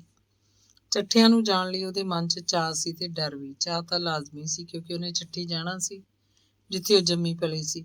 ਉਹਨੇ ਉਹਨਾਂ ਥਾਵਾਂ ਨੂੰ ਦੇਖਣਾ ਸੀ ਜਿੱਥੇ ਉਹ ਸਹੇਲੀਆਂ ਨਾਲ ਨੱਚੀ ਟੱਪੀ ਸੀ। ਪਿੰਡ ਦੇ ਰੁੱਖ ਉਹਨੂੰ ਉਡੀਕ ਰਹੇ ਸੀ। ਉਹ ਆਪਣੀ ਪੱਤੀ ਦੀਆਂ ਬੁੜੀਆਂ ਤੇ ਬੁੜਿਆਂ ਨੂੰ ਮਿਲੇਗੀ ਤਾਂ ਕਿੰਨਾ ਚੰਗਾ ਲੱਗੇਗਾ। ਬੁੜੀਆਂ ਉਹਦੀ ਮਾਂ ਦਾ ਨਾਂ ਲੈ ਕੇ ਪੁਰਾਣੇ ਵਕਤਾਂ ਨੂੰ ਯਾਦ ਕਰਨਗੀਆਂ, ਅਸੀਸਾਂ ਦੇਣਗੀਆਂ। ਸਹੇਲੀਆਂ ਦਾ ਇੱਕ ਪੂਰ ਦਾ ਪੂਰ ਉਹਦੀਆਂ ਅੱਖਾਂ ਸਾਹਮਣੇ ਆ ਖੜਾ ਹੋਏਗਾ। ਕੀ ਪਤਾ ਕੋਈ ਸਹੇਲੀ ਸਹੁਰਿਆਂ ਤੋਂ ਉਹਦੇ ਵਾਂਗ ਆਈ ਹੋਵੇ ਤੇ ਉਹਦੇ ਨਾਲ ਗੱਲਾਂ ਹੋ ਜਾਣ। ਉਹ ਡਰਦੀ ਇਸ ਕਰਕੇ ਸੀ ਵੀ ਪਿੰਡ ਦੇ ਲੋਕ ਜਦੋਂ ਉਹਨੂੰ ਦੇਖਣਗੇ ਤਾਂ ਕੀ ਆਖਣਗੇ। ਉਹਦੇ ਬਾਰੇ ਸਾਰੇ ਪਿੰਡ ਨੂੰ ਪਤਾ ਹੋਏਗਾ ਕਿ ਇਹ ਉਹੀ ਬਖਤੌਰੇ ਦੀ ਕੁੜੀ ਹੈ ਜਿਹਦੇ ਕਰਕੇ ਬਖਤੌਰੇ ਦੇ ਮੁੰਡੇ ਬਚਿੱਤਰ ਨੇ ਉਹ ਦਲਿਤ ਦਾ ਕਤਲ ਕਰਤਾ ਸੀ ਤੇ ਫਿਰ ਉਹਨੂੰ ਉਮਰ ਕੈਦ ਹੋਈ ਸੀ। ਪਰ ਉਹ ਧਾਂ ਧਰਦੀ ਕਿ ਉਹਨਾਂ ਗੱਲਾਂ ਨੂੰ 17 ਸਾਲ ਹੋ ਗਏ। 17 ਸਾਲ ਤਾਂ ਬਹੁਤ ਲੰਮਾ ਸਮਾਂ। ਇੰਨੇ ਸਾਲਾਂ ਬਾਅਦ ਕਿਸੇ ਨੂੰ ਕੀ ਯਾਦ ਰਹਿ ਗਿਆ ਹੋਊਗਾ। ਪੁਰਾਣੇ ਬੁੜੇ ਬੁੜੀਆਂ ਮਰ ਚੁੱਕੇ ਹੋਣੇ ਆ। ਘੱਟੋ ਘੱਟ ਉਹਦੇ ਪਿਓ ਦੇ ਹਾਣ ਦਾ ਤਾਂ ਕੋਈ ਬੰਦਾ ਨਹੀਂ ਜਿਉਂਦਾ ਹੋਊਗਾ। ਇੱਕ ਗੱਲ ਨੇ ਉਹਦਾ ਮਨ ਬਹੁਤ ਬਹੁਤ ਕਰੜਾ ਕਰ ਦਿੱਤਾ ਕਿ ਉਹਦੇ ਚੱਠੀ ਜਾਣ ਨਾਲ ਜੇ ਕਿਸੇ ਦੇ ਮਨ 'ਚ ਕੋਈ ਗੱਲ ਉੱਠੇਗੀ ਵੀ ਤਾਂ ਉਹਦੇ ਮੂੰਹੋਂ ਉਹ ਬਿਲਕੁਲ ਨਹੀਂ ਆਖੇਗਾ। ਪਿੱਠ ਪਿੱਛੇ ਕੋਈ ਕਚੀਰਾ ਕਰਦਾ ਰਹੇ, ਉਹਨੂੰ ਕਿਸੇ ਦੀ ਕੀ ਪਰਵਾਹ ਹੈ। ਤੇ ਫਿਰ ਉਹਦਾ ਪਿਓ ਜਿਉਂਦਾ ਨਹੀਂ, ਉਹਦਾ ਭਰਾ ਜਿਉਂਦਾ ਨਹੀਂ, ਹੋਰ ਕਿਸੇ ਨੂੰ ਉਹ ਕੀ ਸਮਝਦੀ ਹੈ। ਭਰਜਾਈ ਹੈ, ਉਹ ਤਾਂ ਮਾਂ ਹੈ, ਪਹਿਲੇ ਦਿਨ ਉਹਦੇ ਪੱਖ 'ਚ ਰਹੀ ਹੈ। ਚੱਠਿਆਂ 'ਚ ਉਹਦੀ ਭਾਬੀ ਗੁਰਮੀਤ ਕੌਰ ਹੈ ਤਾਂ ਸਭ ਕੁਝ। ਉਹਨੇ ਸੋਚਿਆ ਤਾਂ ਉਹਦਾ ਮਨ ਕਪਾਹ ਦੀਆਂ ਫੁੱਟੀਆਂ ਵਾਂਗ ਖਿੜ ਉੱਠਿਆ ਕਿ ਗੁਰਮੀਤ ਕੌਰ ਭਾਬੀ ਉਹਦੇ ਲਈ ਚੱਠੇ ਪਿੰਡ ਹੈ। ਉਹਨੇ ਇੰਨੀਆਂ ਸਾਰੀਆਂ ਗੱਲਾਂ ਮਨ 'ਚ ਰਿੜਕ ਲਈਆਂ ਤਾਂ ਚੱਠਿਆਂ ਨੂੰ ਜਾਣ ਲਈ ਉਹਦਾ ਰਾਹ ਸਾਫ਼ ਹੋ ਗਿਆ। 2 ਦਿਨਾਂ ਬਾਅਦ ਹੀ ਉਹਨੇ ਘਰ ਨੂੰ ਜੰਦਾ ਕੁੰਡਾ ਲਾਇਆ, ਚਾਬੀਆਂ ਨੱਥਾ ਸੋਹਣ ਦੇ ਘਰ ਫੜਾ ਆਈ, ਦੱਸਿਆ ਕਿ ਉਹ ਆਪਣੇ ਪੇਕਿਆਂ ਨੂੰ ਜਾ ਰਹੀ ਹੈ, 2 ਦਿਨਾਂ ਬਾਅਦ ਮੁੜ ਆਏਗੀ। ਕਿਹੜਾ ਘਰ 'ਚ ਕੋਈ ਪਸ਼ੂ ਹੈ, ਨਾ ਕੋਈ ਅੰਦਰ ਕਿਧਰੇ ਕੋਈ ਟੂਮ ਛੱਲਾ ਜਾਂ ਪੈਸਾ ਟਕਾ। ਫਿਰ ਵੀ ਉਹਦੇ ਘਰ ਦੀ ਨਿਗਰਾਨੀ ਕਰਦੇ ਰਹਿਣ। ਉਹ ਛੇਤੀ ਚੱਠੀ ਪਹੁੰਚ ਜਾਣਾ ਚਾਹੁੰਦੀ ਸੀ। ਉਹ ਨਥਾਣੇ ਤੋਂ ਬੱਸ ਚੜ੍ਹੀ। ਬਠਿੰਡੇ ਤੋਂ ਸੁਨਾਮ ਵਿੱਚ ਦੀ ਹੁੰਦੀ ਚੱਠੀ ਦੁਪਹਿਰ ਤੋਂ ਪਹਿਲਾਂ ਪਹੁੰਚ ਗਈ। ਚੱਠਿਆਂ ਦੇ ਅੱਡੇ ਤੇ ਉਤਰ ਕੇ ਉਹਨੂੰ ਆਪਣੇ ਘਰ ਦੇ ਰਾਹ ਦਾ ਪਤਾ ਨਹੀਂ ਲੱਗ ਰਿਹਾ ਸੀ। ਪਿੰਡ ਦਾ ਸਭ ਕੁਝ ਬਦਲਿਆ ਹੋਇਆ ਸੀ। ਪਿੰਡ ਅੰਦਰ ਥੋੜਾ ਅੱਗੇ ਜਾ ਕੇ ਉਹਨੂੰ ਸੂਝ ਹੀ ਮਿਲਣ ਲੱਗੀ ਕਿ ਉਹਨਾਂ ਦਾ ਘਰ ਕਿੱਥੇ ਹੈ। ਉਹਨਾਂ ਦੇ ਬਾਰ ਅੱਗੋਂ ਦੀ ਲੰਘਦਾ ਰਾਹ ਕੁਝ ਘੱਟ ਚੌੜਾ ਲੱਗਿਆ। ਬਾਰ ਖਾਸਾ ਨੀਵਾਂ ਹੋ ਗਿਆ ਸੀ। ਜ਼ਰੂਰ ਰਾਹ ਤੇ ਨਵੀਂ ਮਿੱਟੀ ਪਾਤੀ ਹੋਏਗੀ, ਉਹਨੇ ਸੋਚਿਆ। ਘਰ ਦੇ ਅੰਦਰ ਉਹਦੀ ਪਹਿਲੀ ਨਜ਼ਰ ਬੈਠਕ ਵੱਲ ਗਈ। ਬੈਠਕ ਜਿਵੇਂ ਛੋਟੀ ਹੋ ਗਈ ਹੋਵੇ। ਵਿਹੜੇ 'ਚ ਤੁਰਦਿਆਂ ਉਹਨੇ ਮਹਿਸੂਸ ਕੀਤਾ ਵਿਹੜਾ ਪਹਿਲਾਂ ਜਿੰਨਾ ਮੋਕਲਾ ਨਹੀਂ ਰਹਿ ਗਿਆ ਸੀ। ਖੱਬੇ ਹੱਥ ਮੈਂਗਲ ਦੇ ਘਰ ਨਾਲ ਲੱਗਦੀ ਸਾਂਝੀ ਕੰਧ ਹੁਣ ਪਹਿਲਾਂ ਨਾਲੋਂ ਦੁੱਗਣੀ ਉੱਚੀ ਕਰਤੀ ਗਈ ਸੀ। ਹੁਣ ਤਾਂ ਉਸ ਉੱਤੇ ਪੌੜੀ ਲਾ ਕੇ ਹੀ ਚੜ੍ਹਿਆ ਜਾ ਸਕਦਾ ਸੀ। ਪਹਿਲਾਂ ਵਾਲੀ ਗੱਲ ਨਹੀਂ ਰਹਿ ਗਈ ਸੀ ਕਿ ਬੰਦਾ ਥਬੂਕਾ ਮਾਰ ਕੇ ਹੀ ਕੰਧ ਟੱਪ ਲਵੇ। ਹੁਣ ਇਸ ਉੱਚੀ ਕੰਧ ਦੀ ਛਾਂ ਉਹਨਾਂ ਦੇ ਵਿਹੜੇ 'ਚ ਆ ਰਹੀ ਸੀ। ਉਹਨੂੰ ਬਾਅਦ 'ਚ ਪਤਾ ਲੱਗਿਆ ਕਿ ਮੈਂਗਲ ਤੇ ਅਤਰੀ ਬੁੜੀ ਦੋਵੇਂ ਮਰ ਚੁੱਕੇ ਆ ਤੇ ਉਹਨਾਂ ਦਾ ਫੌਜੀ ਮੁੰਡਾ ਕਰਤਾਰਾ ਹੌਲਦਾਰੀ ਪੈਨਸ਼ਨ ਲੈ ਕੇ ਇੱਥੇ ਪਿੰਡ ਹੀ ਆ ਗਿਆ। ਹੁਣ ਪਿਓ ਦੀ ਜ਼ਮੀਨ ਉੱਤੇ ਖੇਤੀ ਦਾ ਕੰਮ ਕਰਦਾ। ਉਹਦੇ ਕੋਈ ਜਵਾਕ ਨਹੀਂ, ਉਹਦੇ ਕਈ ਜਵਾਕ ਹਨ। ਉਹਨੇ ਵਿਹੜੇ 'ਚ ਪੈਰ ਰੱਖਿਆ ਹੀ ਸੀ ਕਿ ਮਨੂੰ ਵਰਾਂਡੇ 'ਚ ਰੋਟੀ ਖਾਂਦੀ ਭੱਜ ਕੇ ਉਹਦੇ ਵੱਲ ਆਈ।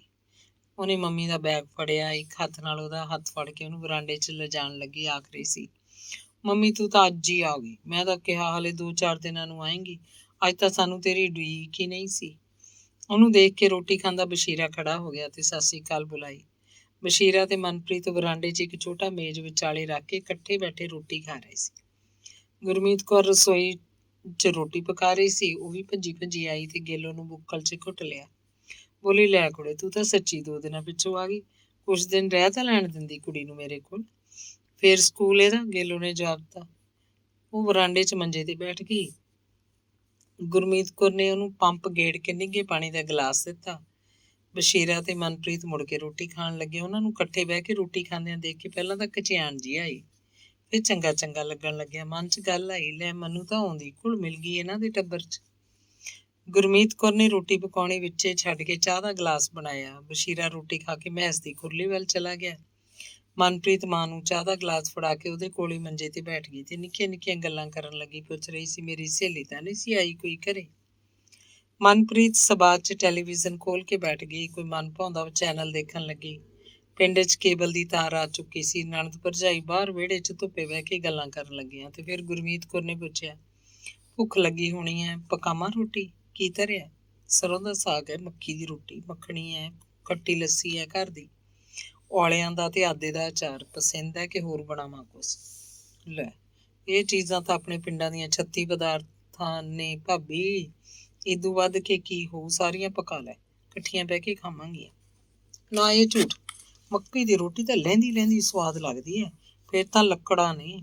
ਮੈਂ ਪਕਾਉਣੀ ਆ, ਤੂੰ ਖਾ, ਫਿਰ 2 ਪਕਾ ਕੇ ਮੈਂ ਖਾ ਲੂੰਗੀ।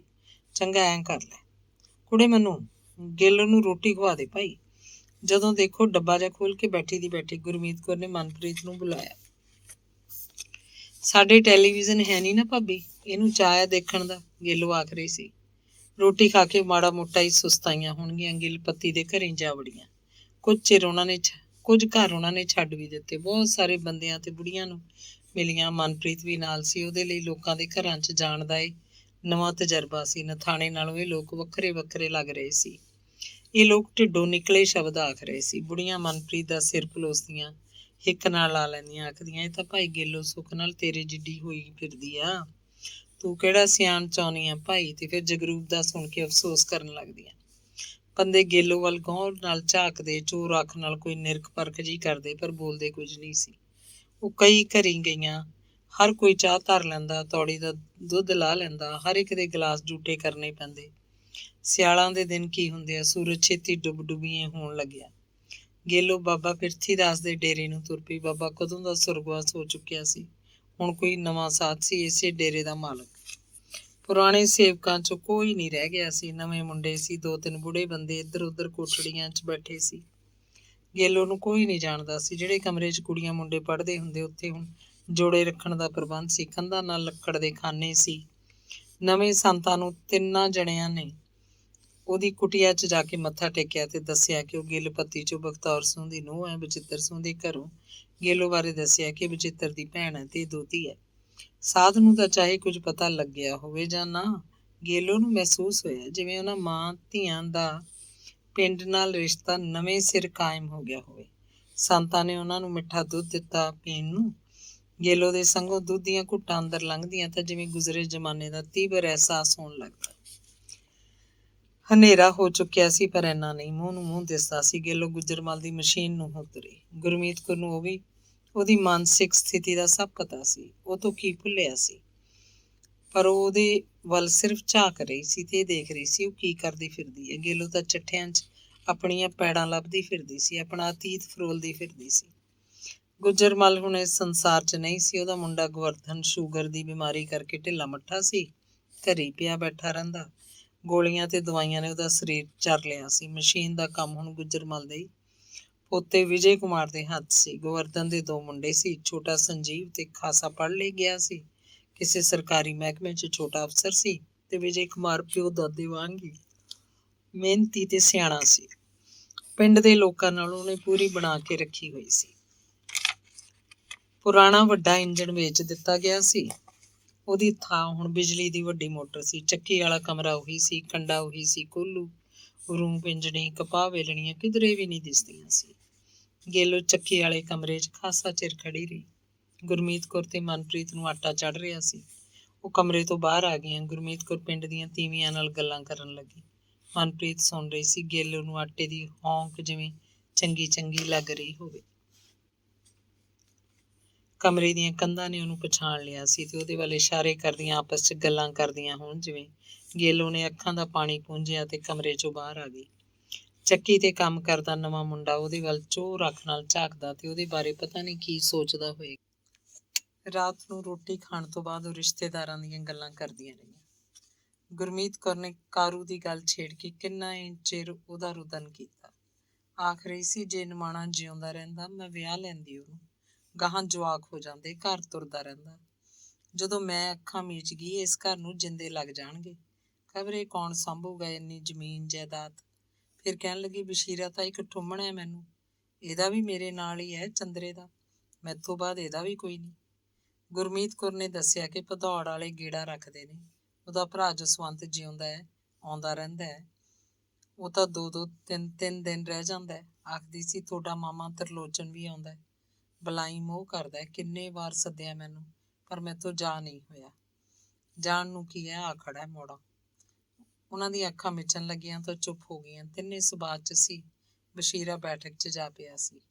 ਗੇਲੋ ਦੇ ਪਤਾ ਨਹੀਂ ਕੀ ਚਿੱਤ 'ਚ ਆਈ, ਉਹ ਅਗਲੇ ਦਿਨ ਸੂਰਜ ਚੜ੍ਹਨ ਤੋਂ ਪਹਿਲਾਂ ਹੀ ਸੂਏ ਦੇ ਰਾਹ ਪੈ ਗਈ। ਨਾ ਚਾਹ ਨਾ ਪਾਣੀ, ਉਹ ਰਾਹੇ ਰਾਹ ਤੁਰੀ ਜਾ ਰਹੀ ਸੀ। ਉਹ ਐਡੀ ਉਮਰ ਦੀ ਹੋ ਚੁੱਕੀ ਸੀ, ਉਹਨੂੰ ਇਕੱਲੀ ਨੂੰ ਕੀ ਡਰ ਸੀ। ਪਹਿਲਾਂ ਸੂਏ ਦੇ ਪੁਲ ਤੇ ਹੀ ਗਈ।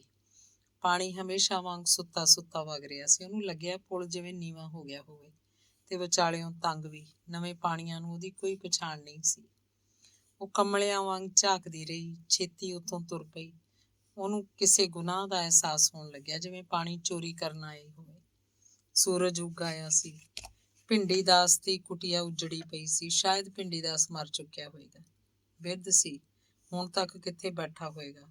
ਅੱਗੇ ਜਾ ਕੇ ਦੇਖਿਆ, ਕੁਟੀਆ ਦੀ ਛੱਤ ਨਹੀਂ ਸੀ, ਕੰਧਾਂ ਦੀਆਂ ਇੱਟਾਂ ਵੀ ਕੋਈ ਉਖੇੜ ਕੇ ਲੈ ਗਿਆ ਸੀ। ਹੁਣ ਉੱਥੇ ਗੇਂਦੇ ਦੇ ਫੁੱਲਾਂ ਦੀਆਂ ਕਿਆਰੀਆਂ ਨਹੀਂ ਸਨ। ਸਾਰੇ ਭਖੜਾ ਹੀ ਭਖੜਾ ਸੀ। ਬੰਦੇ ਦੀ ਜ਼ਿੰਦਗੀ ਵੀ ਕਦੇ ਇਉਂ ਉੱਜੜ ਕੇ ਰਹਿ ਜਾਂਦੀ ਹੈ। ਉਹਨੂੰ ਅਹਿਸਾਸ ਹੋਇਆ। ਘਰ ਪਹੁੰਚੀ ਤਾਂ ਭਾਬੀ ਉਹਦਾ ਫਿਕਰ ਕਰ ਰਹੀ ਸੀ। ਆਖ ਰਹੀ ਸੀ, ਮੈਂ ਵੀ ਕਹਾਂ ਕਿੱਧਰ ਤੁਰ ਗਈ ਬੀਬੀ ਰਾਣੀ। ਮੈਂ ਤਾਂ ਇੱਧਰ ਜੰਗਲ ਪਾਣੀ ਗਈ ਸੀ ਭਾਬੀ, ਸੂਏ ਦੇ ਰਾਹ। ਮੈਂ ਕਿਹਾ ਨਾਲੇ ਤੁਰ ਫਿਰ ਆਊਂਗੀ। ਦੱਸਣ ਲੱਗੀ, ਭਾਬੀ ਸਾਰਾ ਕੁਛ ਹੀ ਬਦਲਿਆ ਪਿਆ, ਉਹ ਪਿੰਡ ਤਾਂ ਹੀ ਲੱਗਦਾ ਹੀ ਨਹੀਂ। ਸਮਿਆਂ ਦੇ ਬੀਤਣ ਨਾਲ ਇਉਂ ਹੀ ਬਦਲ ਜਾਂਦਾ ਬੀਬੀ ਨਣਦੇ, ਸਭ ਕੁਛ। ਬੰਦੇ ਉਹ ਨਹੀਂ ਰਹਿੰਦੇ, ਮਿੱਟੀ ਆਪਣਾ ਰੂਪ ਬਦਲ ਲੈਂਦੀ ਹੈ, ਬਸ ਬਦਲਦੇ ਨਹੀਂ ਤਾਂ ਰੁੱਖ ਨਹੀਂ ਬਦਲਦੇ। ਬੜੇ ਜੇਰੇ ਹੁੰਦੇ ਨੇ ਰੁੱਖਾਂ ਦੇ, ਸਭ ਸਮਝਦੇ ਹੁੰਦੇ ਨੇ ਪਰ ਬੋਲਦੇ ਨਹੀਂ। ਬੰਦੇ ਦਾ ਰੁੱਖਾਂ ਜਿਹਾ ਸੁਭਾਅ ਹੋਣਾ ਚਾਹੀਦਾ। ਨਹਾ ਧੋ ਕੇ ਉਹ ਚਾਹ ਨਾਲ ਪਰੌਂਠੇ ਖਾਣ ਬੈਠੀਆਂ ਤਾਂ ਪੱਤੀ ਦੀਆਂ ਤੀਵੀਆਂ ਗੇਲੋ ਨਾਲ ਆਉਣ ਲੱਗੀਆਂ। ਇਹ ਉਹ ਸਨ ਜਿਨ੍ਹਾਂ ਦੇ ਘਰ ਉਹ ਕੱਲ੍ਹ ਜਾ ਨਹੀਂ ਸਕੀ ਸੀ। ਸਭ ਗੇਲੋ ਦੇ ਪ੍ਰਾਹੁਣੇ ਜਗਰੂਪ ਦਾ ਅਫਸੋਸ ਕਰ ਰਹੀਆਂ ਸੀ। ਉਹ ਜਗਰੂਪ ਦੀ ਗੱਲ ਛੇੜਦੀਆਂ ਗੇਲੋ ਵੀ ਉਦਾਸ ਹੋ ਜਾਂਦੀ। ਉਹਦੀ ਉਦਾਸੀ ਦਾ ਕਾਰਨ ਵੱਖਰਾ ਸੀ। ਉਹ ਗਹਿਰਾਈ 'ਚ ਉਤਰ ਜਾਂਦੀ, ਉਸ ਅਣਹੋਏ ਜਿਹੇ ਬੰਦੇ ਦੀ ਹੋਂਦ ਦਾ ਮਾਤਮ ਕਰਦੀ। ਕੀ ਥੁੜਿਆ ਪਿਆ ਸੀ ਉਹਦੇ ਬਿਨਾਂ ਇਸ ਜੱਗ 'ਚ। ਪਿਛਲੇ ਪਹਿਰ ਦੀ ਚਾਹ ਤੱਕ ਪੱਤੀ ਦੀਆਂ ਔਰਤਾਂ ਆਉਂਦੀਆਂ ਹੀ ਰਹੀਆਂ। ਉਹਨਾਂ ਦੀਆਂ ਗੱਲਾਂ ਮੁੱਕਣ 'ਚ ਨਹੀਂ ਸੀ ਆ ਰਹੀਆਂ। ਕੋਈ ਤਾਂ ਆਪਣਾ ਕੋਈ ਕਿੱਸਾ ਲੈ ਕੇ ਵੀ ਬੈਠ ਜਾਂਦੀ ਤੇ ਬੋਲੀ ਜਾਂਦੀ, ਜਿਵੇਂ ਉਹਨਾਂ ਦੇ ਘਰ ਆਪਣੇ ਦੁੱਖ ਹੀ ਰੋਣ ਆਈ ਹੋਵੇ। ਨਣਦ ਭਰਜਾਈ ਆਪਣੀ ਕੋਈ ਗੱਲ ਕਰ ਹੀ ਨਹੀਂ ਸੀ ਸਕੀਆਂ। ਖੈਰ ਉਹਨਾਂ ਦੀ ਕੋਈ ਗੱਲ ਬਚੀ ਵੀ ਨਹੀਂ ਸੀ। ਪਰ ਗੱਲਾਂ ਕਦੋਂ ਮੁੱਕਦੀਆਂ? ਬੰਦੇ ਮੁੱਕ ਜਾਂਦੇ ਆ, ਗੱਲਾਂ ਨਹੀਂ ਮੁੱਕਦੀਆਂ। ਰਾਤ ਨੂੰ ਗੱਲਾਂ ਫੇਰ ਕਿੱਧਰੋਂ ਆਪਣੇ ਖੰਭ ਫੈਲਾ ਕੇ ਆ ਉਤਰੀਆਂ ਤੇ ਉਹਨਾਂ ਦੀ ਕੱਲ ਵਾਂਗ ਹੀ ਅੱਧੀ ਰਾਤ ਹੋ ਗਈ। ਅਗਲੇ ਦਿਨ ਉਹਨਾਂ ਦੀ ਤਿਆਰੀ ਸੀ। ਗੇਲੋ ਦੇ ਆਉਣ ਤੋਂ ਪਹਿਲਾਂ ਹੀ ਗੁਰਮੀਤ ਕੌਰ ਮਾਵਾਂ ਧੀਆਂ ਦਾ ਕੱਪੜਾ ਲੀੜਾ ਤਿਆਰ ਕਰੀ ਬੈਠੀ ਸੀ। ਉਹਨਾਂ ਲਈ ਸੰਗਰੂਰ ਜਾ ਕੇ ਇੱਕ ਸੋਹਣਾ ਜਿਹਾ ਟੈਚੀ ਵੀ ਖਰੀਦ ਲਿਆਈ ਸੀ। ਹੁਣ ਤਾਂ ਇਹਨਾਂ ਪਿੰਡਾਂ 'ਚ ਟੈਕਸੀ ਕਾਰਾਂ ਆਮ ਸੀ। ਗੁਰਮੀਤ ਕੌਰ ਪੈਸੇ ਵਾਲੀ ਸੀ। ਉਹਦਾ ਕੋਈ ਲੰਮਾ ਚੌੜਾ ਖਰਚ ਨਹੀਂ ਸੀ। ਫਸਲਾਂ ਦੀ ਵੱਟਤ ਉਹ ਬੈਂਕਾਂ 'ਚ ਜਮ੍ਹਾਂ ਰੱਖਦੀ। 10 ਦੀ 10 ਕਿੱਲੇ ਹੱਥ ਥੱਲੇ ਸੀ। ਨਥਾਣੇ ਨੂੰ ਜਾਣ ਲਈ ਗੁਰਮੀਤ ਕੌਰ ਨੇ ਉਹਨਾਂ ਨੂੰ ਟੈਕਸੀ ਕਰਤੀ। ਬਸ਼ੀਰਾ ਡਰਾਈਵਰ ਦੇ ਨਾਲ ਗਿਆ ਸੀ। ਅੰਗ 56ਵਾਂ। ਜਗਰੂਪ ਮਰੇ ਨੂੰ 1 ਮਹੀਨਾ ਹੋ ਗਿਆ। ਗੇਲੋ ਨੂੰ ਉਹਦੇ ਮਰਨ ਦਾ ਕੋਈ ਅਫਸੋਸ ਨਹੀਂ। ਉਹਦਾ ਜਿਉਣਾ ਤੇ ਉਹਦਾ ਮਰਨਾ ਇੱਕ ਬਰੋਬਰ ਹੈ। ਨਾ ਉਹਦਾ ਜਿਉਂਦੇ ਦਾ ਕੋਈ ਸਹਾਰਾ ਸੀ ਤੇ ਨਾ ਹੁਣ ਮਰਨ ਦਾ ਕੋਈ ਦੁੱਖ। ਉਹ ਤਾਂ ਬਸ ਇੱਕ ਖਰਚ ਸੀ। ਜਿਉਂਦਾ ਸੀ ਤਾਂ ਖਰਚ ਭਾਲਦਾ ਸੀ। ਸ਼ਰਾਬ ਭੁੱਕੀ ਤੇ ਫੀਮ ਦਾ ਖਰਚ।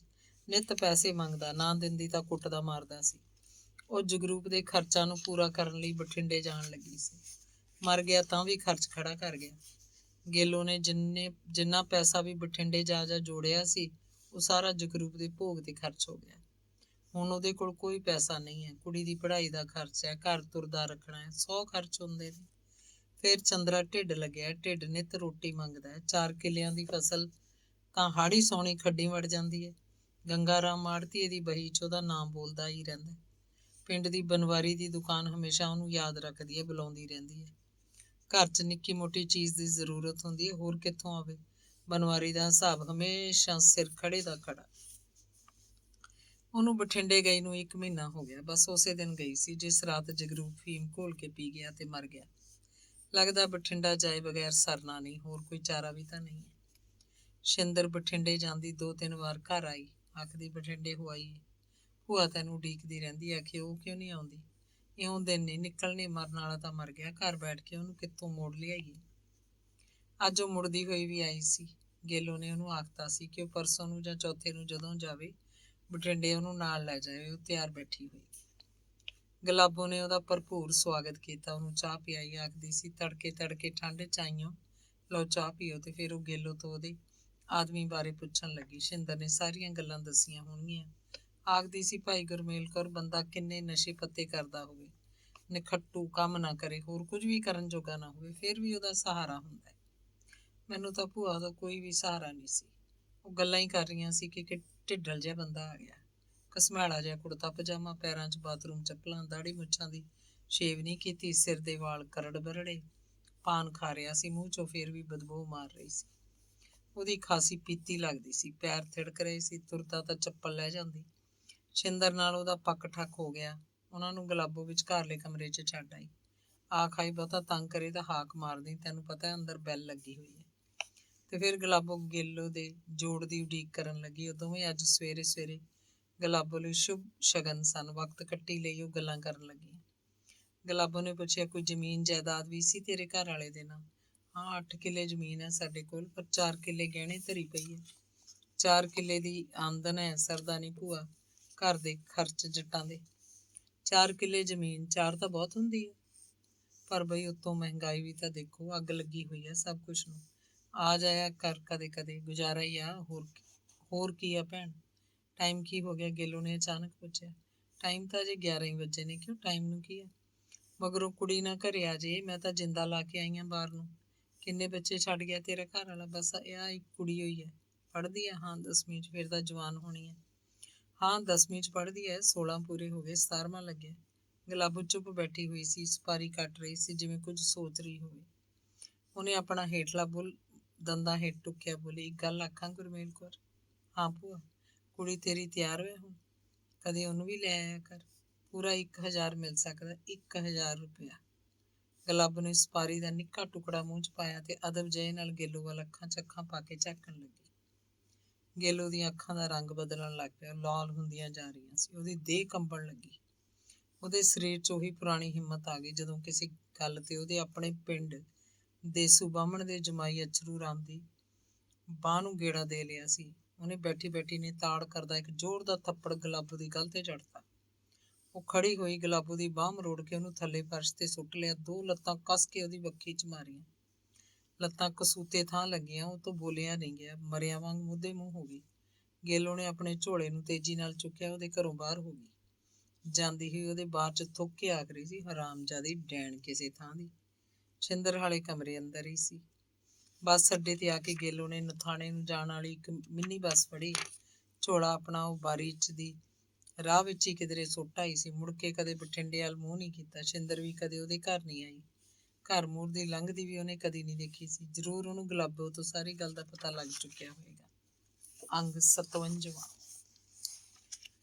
ਗੁਰਮੀਤ ਕੌਰ ਦਾ ਕੋਈ ਵੱਡਾ ਖਰਚ ਨਹੀਂ ਸੀ, ਨਾ ਨੂੰਹ ਲਿਆਉਣੀ ਸੀ, ਨਾ ਧੀ ਘੱਤਣੀ ਸੀ। ਬਸ ਉਹ ਦੋਵੇਂ ਜੀ ਸੀ। ਬਸ਼ੀਰਾ ਸ਼ਰਾਬ ਨਹੀਂ ਪੀਂਦਾ ਸੀ, ਨਾ ਉਹਨੂੰ ਕੋਈ ਹੋਰ ਐਬ ਸੀ। ਉਹਨੂੰ ਤਾਂ ਖਾਣ ਪਹਿਨਣ ਦਾ ਵੀ ਕੋਈ ਲਾਲਚ ਨਹੀਂ ਸੀ।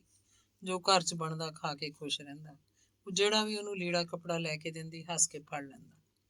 ਇੱਕ ਤਰ੍ਹਾਂ ਨਾਲ ਦਰਵੇਸ਼ ਬੰਦਾ ਸੀ ਉਹ। ਬਸ ਗੁਰਮੀਤ ਕੌਰ ਦੀ ਰਜ਼ਾ 'ਚ ਰਾਜ਼ੀ ਰਹਿੰਦਾ। ਉਹ ਵੀ ਕੋਈ ਕਸਰ ਨਹੀਂ ਛੱਡਦੀ ਸੀ। ਉਹਨੂੰ ਖੁੱਲ੍ਹਾ ਦੁੱਧ ਘਿਓ ਦਿੰਦੀ, ਵੈੜ ਕੇ ਵਾਂਗ ਪਾਲ ਕੇ ਰੱਖਦੀ। ਘਰ 'ਚ ਮੈਂਸ ਜਿਵੇਂ ਬਸ਼ੀਰੇ ਲਈ ਹੋਵੇ। ਫਿਰ ਤਾਂ ਮੈਂਸ ਦਾ ਕੰਮ ਵੀ ਉਹ ਤੋਂ ਛੁਡਵਾ ਲਿਆ। ਦਲਤਾਂ ਦਾ ਮੁੰਡਾ ਨੰਦੂ ਨੌਕਰ ਸੀ, ਉਹੀ ਕਰਦਾ ਸਭ ਮੈਂਸ ਦਾ। ਖੇਤੋਂ ਕੱਖ ਲੈ ਕੇ ਆਉਂਦਾ, ਗੋਹਾ ਕੂੜਾ ਉਹੀ ਕਰਦਾ, ਮੈਂਸ ਨੂੰ ਕੱਖ ਕਤਰ ਕੇ ਪਾਉਂਦਾ। ਸੰਨੀ ਵੀ ਉਹੀ ਕਰਦਾ, ਬਸ ਧਾਰ ਬਸ਼ੀਰਾ ਕੱਢਦਾ। ਦੁੱਧ ਬਾਅਦ ਦਾ ਗੁਰਮੀਤ ਕੌਰ ਆਪ ਕਰਦੀ। ਬਸ਼ੀਰੇ ਹੱਥੋਂ ਦੁੱਧ ਦੀ ਬਾਲਟੀ ਫੜਦੀ, ਅੱਖਾਂ ਹੀ ਅੱਖਾਂ 'ਚ ਤਾੜਦੀ ਕਿ ਉਹਨੇ ਦੁੱਧ ਕਿਤੇ ਘੱਟ ਤਾਂ ਨਹੀਂ ਚੋਇਆ। ਉਹ ਵੀ ਲਾਚੜ ਕੇ ਆਖਦਾ, ਕੀ ਦੇਖਦੀ ਆ ਭਾਬੀ, ਓਨਾ ਹੀ ਹੈ। ਗੁਰਮੀਤ ਕੌਰ ਦਾ ਖੁੱਲ੍ਹਾ ਸੁਭਾਅ ਸੀ। ਉਹ ਤਾਂ ਨੰਦੂ ਨੂੰ ਵੀ ਕੋਈ ਫਰਕ ਨਹੀਂ ਰੱਖਦੀ ਸੀ। ਗੁਰਮੀਤ ਕੌਰ ਨਾਲ ਹਰ ਕੋਈ ਪਾਲੀ ਰਲ ਕੇ ਰਾਜੀ ਸੀ, ਪਰ ਉਹ ਕੰਮ ਪੂਰਾ ਲੈਂਦੀ ਸੀ। ਪਾਲੀ ਢਿੱਲਾ ਮੱਠਾ ਕੰਮ ਕਰਦਾ ਤਾਂ ਝਿੜਕ ਵੀ ਦਿੰਦੀ, ਬੰਦਿਆਂ ਵਾਂਗ ਗਾਲਾਂ ਕੱਢਣ ਲੱਗਦੀ। ਗੁਰਮੀਤ ਕੌਰ ਆਪ ਵੀ ਪਹਿਨ ਪਚਰ ਕੇ ਰਹਿੰਦੀ। ਉਹਦੇ ਕੋਲ ਭਾਂਤੋਂ ਭਾਂਤ ਦੇ ਕੱਪੜਿਆਂ ਦੇ ਅਨੇਕਾਂ ਸੂਟ ਸੀ, ਰੰਗ ਬਿਰੰਗੀਆਂ ਚੁੰਨੀਆਂ ਦੇ ਢੇਰ, ਜੁੱਤੀਆਂ ਦੇ ਕਈ ਜੋੜੇ, ਦੇਸੀ ਜੁੱਤੀਆਂ, ਅੱਡ ਰਕਾਬੀਆਂ, ਚੱਪਲਾਂ ਤੇ ਸੈਂਡਲ। ਸੋਨੇ ਦੇ ਗਹਿਣਿਆਂ ਦਾ ਅੰਤ ਨਹੀਂ ਸੀ, ਦੂਰੇ ਦੂਰੇ ਜੇਵਰ। ਉਹ ਆਪ ਵੀ ਖੁੱਲ੍ਹਾ ਖਾਂਦੀ ਸੀ, ਉਹਨੂੰ ਕੋਈ ਬਿਮਾਰੀ ਨਹੀਂ ਸੀ। ਦਾਲ ਸਬਜ਼ੀ 'ਚ ਪਾਇਆ ਕਿੰਨਾ ਵੀ ਘਿਓ ਉਹਨੂੰ ਹਜਮ ਹੋ ਜਾਂਦਾ। ਰਾਤ ਨੂੰ ਰੋਟੀ ਤੋਂ ਬਾਅਦ ਅਣਘਾਲਿਆ ਦੁੱਧ ਤੱਤਾ ਕਰਦੀ, ਆਪ ਪੀਂਦੀ ਤੇ ਬਸ਼ੀਰੇ ਨੂੰ ਵੀ ਦਿੰਦੀ। ਸਿਆਲਾਂ 'ਚ ਦਵਾਈਆਂ ਪਾ ਕੇ ਪੰਜੀਰੀ ਰਲਾਉਂਦੀ। ਪਿਛਲੇ ਪੈਰ ਚਾਹ ਨਾਲ ਦੋਵੇਂ ਜੀ ਵੱਡੀਆਂ ਕੌਲੀਆਂ ਭਰ ਕੇ ਬੈਠ ਜਾਂਦੇ। ਉਹ ਇੱਧਰ ਉੱਧਰ ਕਿਧਰੇ ਜਾਂਦੇ ਤਾਂ ਬੱਸਾਂ ਦਾ ਸਫ਼ਰ ਗੁਰਮੀਤ ਕੌਰ ਨੂੰ ਔਖਾ ਲੱਗਦਾ। ਟੈਕਸੀ ਕਾਰ ਮਹਿੰਗੀ ਪੈਂਦੀ ਸੀ, 2 ਘੰਟੇ ਜਾਣਾ ਹੁੰਦਾ, ਚਾਹੇ 4 ਘੰਟੇ। ਕਾਰਾਂ ਵਾਲੇ ਪੂਰੀ ਦਿਹਾੜੀ ਦੇ ਪੈਸੇ ਲੈਂਦੇ ਤੇ ਫਿਰ 100 ਨਖਰੇ ਕਰਦੇ। ਬਸ਼ੀਰੇ ਨੇ ਇੱਕ ਦਿਨ ਸੁਝਾਅ ਦਿੱਤਾ, ਭਾਬੀ ਤੇਰੇ ਕੋਲ ਪੈਸਿਆਂ ਦਾ ਕੋਈ ਤੋੜਾ ਤਾਂ ਨਹੀਂ, ਆਪਾਂ ਸਿਰ ਖੁਦ ਆਪਣੀ ਕਾਰ ਹੀ ਲੈ ਲੈਂਦੇ ਹਾਂ। ਪਹਿਲਾਂ ਕੋਈ ਡਰਾਈਵਰ ਰੱਖ ਲਾਂਗੇ, ਫਿਰ ਮੈਂ ਸਿੱਖ ਲੂੰ। ਕਾਰ ਦੀ ਤਾਂ ਟੌਰ ਬੜੀ ਹੈ, ਨਾਲੇ ਹੁਣ ਤਾਂ ਹਰ ਲੰਡੀ ਬੁੱਚੀ ਕਾਰ ਲਈ ਫਿਰਦੀ ਹੈ। ਗੁਰਮੀਤ ਕੌਰ ਗੱਲ ਸੁਣ ਕੇ ਚੁੱਪ ਹੋ ਗਈ, ਫਿਰ ਸੋਚਣ ਲੱਗ ਪਈ। ਸੋਚਦੀ ਕੀ ਹੈ? ਮਾਰ ਹਿੱਕ ਤੇ ਹੱਥ, ਸਰਦਾਰਨੀ ਬਣੀ ਫਿਰਦੀ ਹੈ। ਮਾਰ ਫੜ ਕੇ ਦੂਰੀਆਂ ਚੁੰਨੀਆਂ ਲੈਣੀ ਹੈ। ਕਾਲੀ ਗਰਗਾਬੀ ਚੀਕਦੀ ਹੈ, ਤੇਰੀ 2-2.5 ਲੱਖ ਦੀ ਕਹਾਣੀ ਹੈ ਸਾਰੀ। ਇਹ ਵੀ ਗਹਿਣਾ ਇੱਕ ਅੱਜ ਕੱਲ ਖਾਂਦੇ ਪੀਂਦੇ ਘਰਾਂ ਦਾ। ਜਾ ਕੇ ਆਵਾਂ ਕੱਲ ਨੂੰ ਸੰਗਰੂਰੀ ਆੜਤੀਏ ਦੇ। ਬਸ਼ੀਰੇ ਨੇ ਉਹਨੂੰ ਪੂਰਾ ਠੋਕਰਤਾ ਸੀ। ਜੇ ਤੇਰਾ ਚਿੱਤ ਹੈ ਤਾਂ ਵਗ ਜਾ ਫਿਰ। ਕਿਉਂ ਤੇਰਾ ਚਿੱਤ ਨਹੀਂ? ਜਦੋਂ ਪੱਲੇ ਜੇ ਬੋਝ ਕੇ ਬੈਠਿਆ ਕਰੇਂਗੀ ਕਾਰ 'ਚ ਸ਼ਰੀਕਾਂ ਦੇ, ਤਾਂ ਕਾਲਜੇ ਕਿਹੜਾ ਨਹੀਂ ਫੂਕੇਂਗੀ?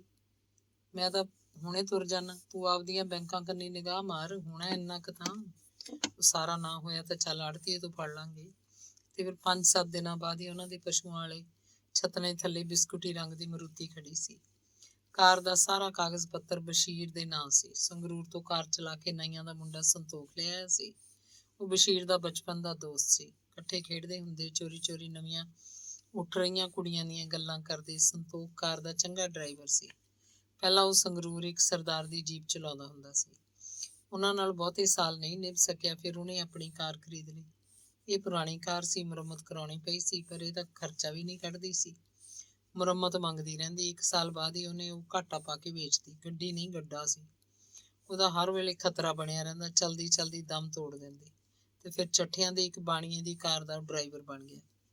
ਲਾਲਾ ਤਨਖਾਹ ਤਾਂ ਪੂਰੀ ਦਿੰਦਾ ਵੀ ਵੇਲੇ ਸਿਰ, ਪਰ ਕਾਰ 'ਚ ਨਜਾਇਜ਼ ਚੀਜ਼ਾਂ ਢੋਂਦਾ ਰਹਿੰਦਾ।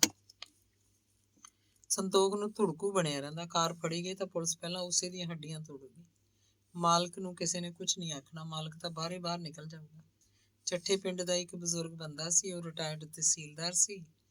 ਪਿੰਡ 'ਚ ਉਹਦੀ ਕਿਲੇ ਅਰਗੀ ਵੱਡੀ ਕੋਠੀ ਸੀ, ਆਪਣੀ ਜ਼ਮੀਨ ਸੀ, ਕਈ ਨੌਕਰ ਚਾਕਰ ਸੀ। ਉਹਦੇ ਦੋਵੇਂ ਮੁੰਡੇ ਚੰਗੇ ਮਹਿਕਮਿਆਂ 'ਚ ਅਫਸਰ ਸੀ ਤੇ ਦੂਰ ਦੂਰ ਸ਼ਹਿਰਾਂ 'ਚ ਆਪਣੇ ਪਰਿਵਾਰਾਂ ਸਮੇਤ ਰਹਿੰਦੇ ਸੀ। ਕਦੇ ਕਦੇ ਪਿੰਡ ਗੇੜਾ ਮਾਰਨ ਆਉਂਦੇ। ਬੁੱਢੇ ਮਾਂ-ਬਾਪ ਦੀ ਸੁੱਖ ਸਾਂਦ ਪੁੱਛ ਜਾਂਦੇ। ਤਹਿਸੀਲਦਾਰ ਨੇ ਰੰਗੜਾਊ ਰੱਖਦੀ, ਨੂੰਹਾਂ ਨਾਲ ਕੱਟਦੀ ਨਹੀਂ ਸੀ। ਤਹਿਸੀਲਦਾਰ ਨੇ ਇੱਕ ਵਧੀਆ ਮਰੂਤੀ ਕਾਰ ਰੱਖੀ ਹੋਈ ਸੀ। ਬੁੜੇ ਬੁੜੀ ਦੇ ਇੱਧਰ ਉੱਧਰ ਕਿਧਰੇ ਦੂਰ ਨੇੜੇ ਜਾਣਾ ਹੁੰਦਾ, ਸੰਤੋਖ ਉਹਨਾਂ ਨੂੰ ਹੀ ਲੈ ਜਾਂਦਾ ਸੀ। 1 ਦਿਨ, 2 ਦਿਨ, 3 ਦਿਨ, ਜਿੰਨੇ ਦਿਨ ਉਹ ਘਰੋਂ ਬਾਹਰ ਰਹਿੰਦੇ, ਸੰਤੋਖ ਨੂੰ ਦਿਹਾੜੀ ਦਿੰਦੇ। ਤਹਿਸੀਲਦਾਰ ਵੱਧ ਪੈਸੇ ਵੀ ਦੇ ਦਿੰਦਾ। ਪਿੰਡ 'ਚ 2 ਘਰ ਅਜਿਹੇ ਹੋਰ ਵੀ ਸੀ, ਉਹ ਵੀ ਸੰਤੋਖ ਨੂੰ ਦਿਹਾੜੀ ਤੇ ਲੈ ਜਾਂਦੇ ਸੀ। ਸੰਤੋਖ ਉੱਤੇ ਸਭ ਨੂੰ ਇਤਬਾਰ ਸੀ। ਉਹ ਗੱਡੀ ਬਹੁਤ ਸ਼ੁੱਧ ਚਲਾਉਂਦਾ, ਹੌਲੀ ਚੱਲਦਾ, ਪੂਰਾ ਬਚਾਓ ਰੱਖਦਾ। ਉਹਦਾ ਆਪਣਾ ਐਡਾ ਕੋਈ ਵੱਡਾ ਟੱਬਰ ਨਹੀਂ ਸੀ। ਬਹੂ ਸੀ ਤੇ ਬਸ ਇੱਕ ਕੁੜੀ, ਜੋ ਸਕੂਲ ਜਾਂਦੀ। ਉਹਦੇ ਦੇਰ ਨਾਲ ਵਿਆਹ ਹੋਇਆ ਸੀ। ਕੁੜੀ ਵੀ ਫੇਰ ਵਿਆਹ ਤੋਂ ਕਈ ਸਾਲਾਂ ਬਾਅਦ ਹੋਈ, ਮੁੜ ਕੇ ਜਵਾਕ ਨਹੀਂ ਹੋਇਆ। ਉਹਦੀ ਘਰ ਵਾਲੀ ਘਰ 'ਚ ਸਿਲਾਈ ਦਾ ਕੰਮ ਕਰਦੀ। ਕਿੰਨੀਆਂ ਸਾਰੀਆਂ ਆਂਢਣਾ ਗੁਆਂਢਣਾ ਉਹਦੀਆਂ ਪੱਕੀਆਂ ਗਾਹਕ ਸੀ। 2-3 ਵਾਰ ਤਾਂ ਸੰਤੋਖ ਉਹਨਾਂ ਨੂੰ ਭਾਈਬੰਦੀ 'ਚ ਹੀ ਲੈ ਗਿਆ ਸੀ।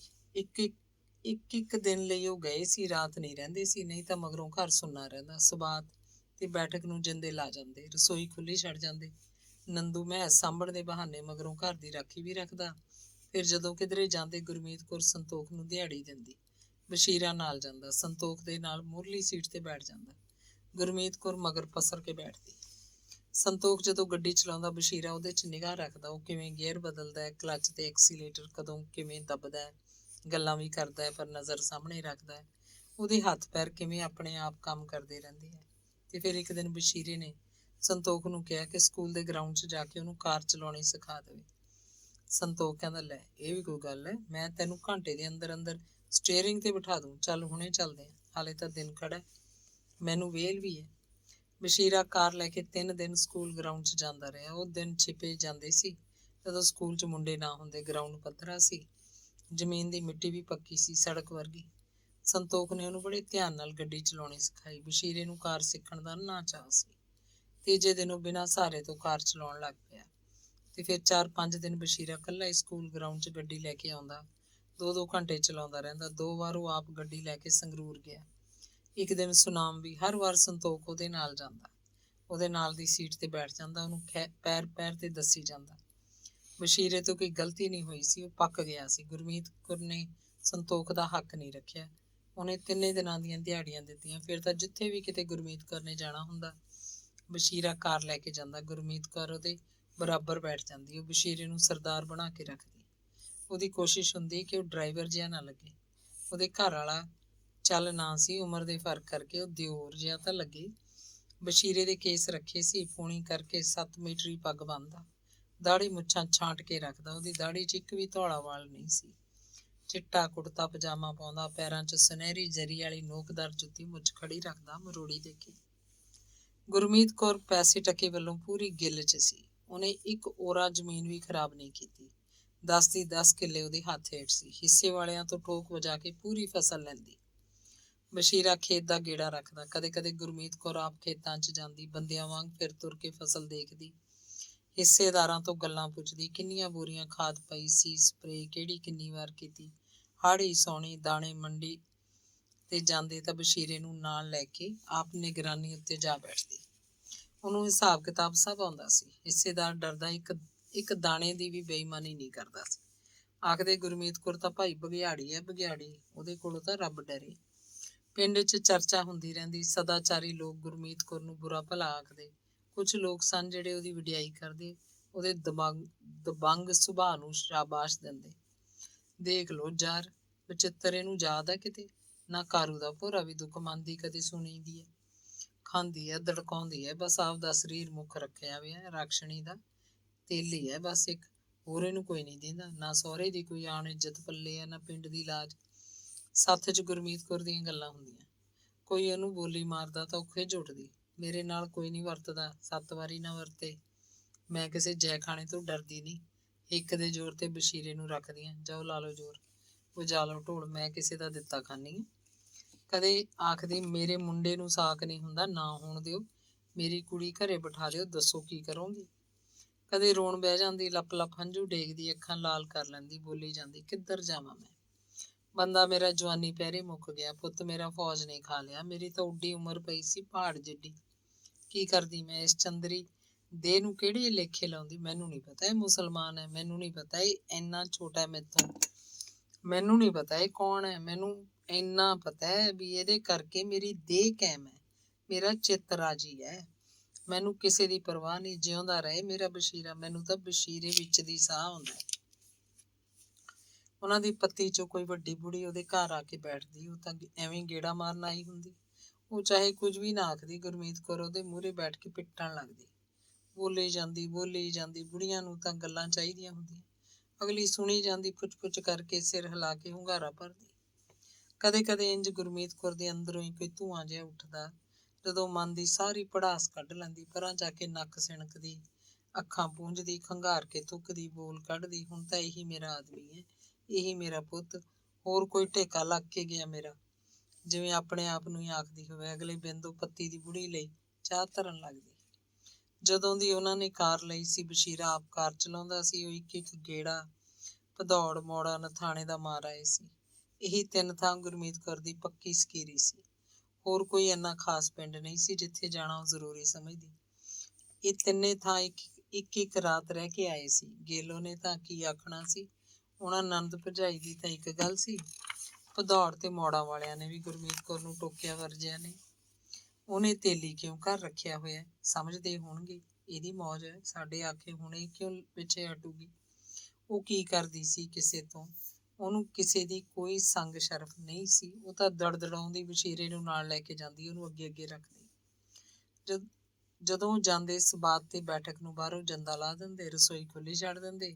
ਉੱਥੇ ਖੰਡ ਚਾਹ ਸਭ ਕੁਝ ਪਿਆ ਰਹਿੰਦਾ। ਨੰਦੂ ਧਾਰ ਕੱਢ ਲੈਂਦਾ, ਦੁੱਧ ਬਾਅਦ ਸਾਂਭ ਲੈਂਦਾ, ਜਦੋਂ ਮਰਜ਼ੀ ਚਾਹ ਬਣਾ ਕੇ ਪੀ ਲੈਂਦਾ, ਜਦੋਂ ਜੀ ਕਰੇ ਆਪਣੇ ਲਈ ਦੁੱਧ ਤੱਤਾ ਕਰ ਲੈਂਦਾ। ਉਹਨੂੰ ਪੱਕੀ ਹਦਾਇਤ ਸੀ, ਰਾਤ ਨੂੰ ਉਹਨੇ ਵਰਾਂਡੇ 'ਚ ਮੰਜਾ ਡਾਹ ਕੇ ਪੈਣਾ ਹੁੰਦਾ। ਦਿਨੇ ਵੀ ਘਰੇ ਬੈਠਦਾ। ਚੋਰੀ ਚਕਾਰੀ ਦਾ ਚਾਹੇ ਕੋਈ ਐਡਾ ਖਤਰਾ ਨਹੀਂ ਸੀ, ਪਰ ਉਹ ਘਰ ਦੀ ਪੂਰੀ ਤਕੜਾਈ ਰੱਖਦਾ।